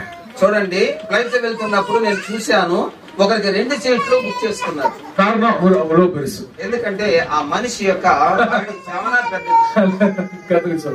நம்ம உடம்புல பெருசாகிறது இல்ல, మన శరీరములో లావు అవ్వడం కాదు, இல்ல தேவ சமூகத்துல ஆசீர்வாதத்துல பெரியவர்களாய் மாறி దేవుని సన్నిధిలో ఆశీర్వాదంలో గొప్పవారుగా நல்ல கை ஊதி ஆமென் சொல்லுங்க. పిల్లలై தேவன் ஆசீர்வதிப்பார். మీ బిడ్డలను దేవుడు ఆశీర్వదించునుగా. தேவன் இன்னும் பலத்த சாட்சியாளர்களை நிறுத்துவார். ఈ స్థలములో దేవుడు బలమైన సాక్షిగా మిమ్మల్ని నింపబోతున్నాడు. ஒரு முறை ஊழியத்துக்கு போயிட்டு நேரம் முடிஞ்சது, இன்னும் 2 நிமிஷம் எடுத்துக்கிறேன். సమయం అయిపోయింది, ఇంకా 2 నిమిషాలు తీసుకుంటున్నాను. ఒకసారి సేవకు వెళ్ళి వస్తున్నాను. அத்தனை சோத்திரம். దేవుని స్తోత్రం. ஹல்லேலூயா. హల్లెలూయా. என் பேர் ஜோயல் வினோத். పేరు జోయల్ వినోద్. எனக்கு நான் வந்து ஒரு சின்ன ஊழியத்தை தான் செய்யறேன். మరి అయ్యగారు ఒక చిన్న సేవను కొనసాగిస్తున్నారు. எனக்கு 2 பிள்ளைகள் உண்டு. మరి 2 పిల్లలు ఉన్నారు. எனக்கு ஒரு மனைவி உண்டு. ఒక భార్య ఉంది. ஆமென். ஹல்லேலூயா. கர்த்தர் நாமத்துக்கு மகிமை உண்டாகட்டும். దేవుని నామానికి మహిమ కలుగును గాక. என்ன ஒருத்தர் ஏமாத்தினார். என்னுடைய காரை அவர் ஏமாத்திட்டு போனாரு. మరి అయ్యగారి యొక్క కారు ఇంకొకరు మరి ఏమార్చేశారు. அவங்க கார் நான் வாங்கினா அவங்க அதை பேரை மாத்துறதுனால அவங்க அதை ஏமாத்தி வாங்கிட்டு போயிட்டாங்க. మరి ఇంకొకరు కారు తీసుకున్నాడు కానీ అది పేరు మార్చనందున వారు ఏమార్చి మళ్ళా కారు తీసేసుకున్నారు. இப்போ நான் கார் இல்லாம ஜெபம் பண்ண ஆரம்பிச்சேன். మరి కారు లేదని ప్రార్థన చేయడం స్టార్ట్. எனக்கு ஆக்சிடென்ட் ஆகி இங்க மேல இந்த நீஸ்ல இருந்து கீழே வரைக்கும் 9 ஃபிராக்சர். చూడండి, యాక్సిడెంట్ అయ్యి కింద నుంచి ఈ భాగం నుంచి కింద వరకు இங்க இருந்து கீழே வரைக்கும் 9 ஃபிராக்சர். మరి 9 ఫ్రాక్చర్లు. ஓ, இந்த பெரிய லெக்மெண்ட் டேர் ఇది ఉంది కదా, ఈ ముట్టి, இந்த முட்டில இந்த லெக்மெண்ட் டேர் இருக்கு. ఇక్కడ ఇది ஆமா, உள்ள லெக்மெண்ட்னா 2 முட்டிக்கு நடுவுல ஒரு நரம்பு இருக்கும், ஜவ்வு இருக்கும். அந்த ஜரம்பு வந்து அறுந்து போச்சு. చూడండి, ఆ 2 కీలు ఉంది కదా, దానికి మధ్యలో ఆ నడి మీద ఒక జవ్వులాగా ఉంటది. 3 லட்சம் ரூபாய் செலவாச்சு. అది తెగిపోయింది. దాని వల్ల 3 లక్షలు ఖర్చు అయింది. டாக்டர் சொன்னாங்க, நீங்க இனிமேல் ஊழியம் செய்யும் போது நீங்க ரொம்ப நாள் நடக்க கூடாது, நிக்க கூடாது. చూడండి, డాక్టర్లు అన్నారంట, నువ్వు పరిచర్య చేసేటప్పుడు ఎక్కువ సమయము నిలబడకూడదు, మరి నడవకూడదని. அது பிறகு சொன்னாங்க, மறுபடியும் பெரிய வண்டி எல்லாம் ஓட்டக்கூடாது, మరి నువ్వు பைக் பெரிய பைக் எல்லாம் మరి ஓட்டக்கூடாது, పెద్ద పెద్ద బైక్ అంతా కూడా నువ్వు తోలకూడదు అన్నారు. முழங்கால் போடக்கூடாது, మోకరెళ్ళకూడదు. మెయిన్ గా என்ன போடக்கூடாது, ఏం చేయకూడదు, முட்டி போடக்கூடாது. మరి మోకాలు మోకరించి ప్రార్థన చేయకూడదు. நான் அன்னைக்கே வந்து ஜெபம் பண்ணிட்டு ఆ రోజు ప్రార్థన చేసి ஆண்டவர்கிட்ட சொன்னேன், దేవుడి దగ్గర చెప్పి, ஆண்டவரே நான் முட்டி போட போறேன், ప్రభువా నేను మోకరెళ్ళబోతున్నాను. இந்த சமூகத்துல முட்டி போடுறதுனால இந்த கால் உடைஞ்சு போகுமானா? నీ సన్నిధిలో మోకరెళ్ళితే ఈ కాలు పగిలిపోతుందంటే எனக்கு பரவாயில்ல ஆண்டவரே. పర్వాలేదు ప్రభు, అలాంటి కాలు ఉన్నా లేకపోయినా ఒకటే అన్నారు. ஹல்லேலூயா. హల్లెలూయా. கால் இல்லைனாலும் எனக்கு பிரச்சனை, நான் உங்க சமூகத்துல முட்டி போட்டே ஆகணும். కాలు లేకపోయినా పర్వాలేదు ప్రభు, నీ సన్నిధిలో నేను గడపాలి మోకరెళ్ళి. டாக்டர் சொன்னது என்னன்னா, half an hour மேல நிக்க கூடாது, நடக்க கூடாது. డాక్టర్ ఏమన్నాడంటే అర్ధ గంటకు పైన నువ్వు నిలబడకూడదు, నడవకూడదు. நீ பெரிய பைக் ஓட்டக்கூடாது, పెద్ద బైక్ తోలకూడదు. சின்ன ஸ்கூட்டி பைக் தான், சைக்கிள் தான் போகணும். మరి చిన్న స్కూటీ బైక్ ఉంది కదా, అందులోనే మీరు ప్రయాణం చేయాలి. ஆனா எனக்கு அதெல்லாம் பிடிக்கல. మరి అవన్నీ నాకు నచ్చలేదు. சில நான் உட்கார்ந்து ஜெபிக்கிற ஆண்ட சமூகத்தில் அழுது, మరి ఏడ్చి ప్రార్థన చేస్తూ ஆண்ட கிருபையாக దేవుడి కృప ద్వారా இந்த முழங்கால் இது வரைக்கும் தூக்க முடியாத இந்த காலை, ఆ కాలు దీనికి పైన లేపలేడంట. దీనికి పైన அந்த கால் என்ன பண்ணும்னா, இந்த கால் இது வந்து முன்னாடி போயிடும். ఇలా లేపితే ఇది ఈ ముట్టు ఉంది కదా ముందరికి వెళ్ళిపోతారు, పై భాగం ముందుకు వెళ్ళిపోతారు. మరి దేవుని కృప ద్వారా ప్రార్థన చేయగా మరి అలానే మోకరు వెళ్ళి ప్రార్థన చేస్తారు. ఆ తర్వాత ఈ కాలు కొద్ది కొద్దిగా ఇలా పట్టుకొని పైకి లేపడం ప్రారంభించారు. ప్రార్థన చేస్తే భయంకరంగా నొప్పిస్తుందంట. ఇప్పుడు కూడా నొప్పిస్తుంది. మరి కొన్నిసార్లు తమ్ముడు శేఖర్ గారు ఉన్నారు, వాళ్ళు వచ్చి అక్కడ మసాజ్ చేస్తారు, మరి ఎక్కువగా అనిపించేస్తారు.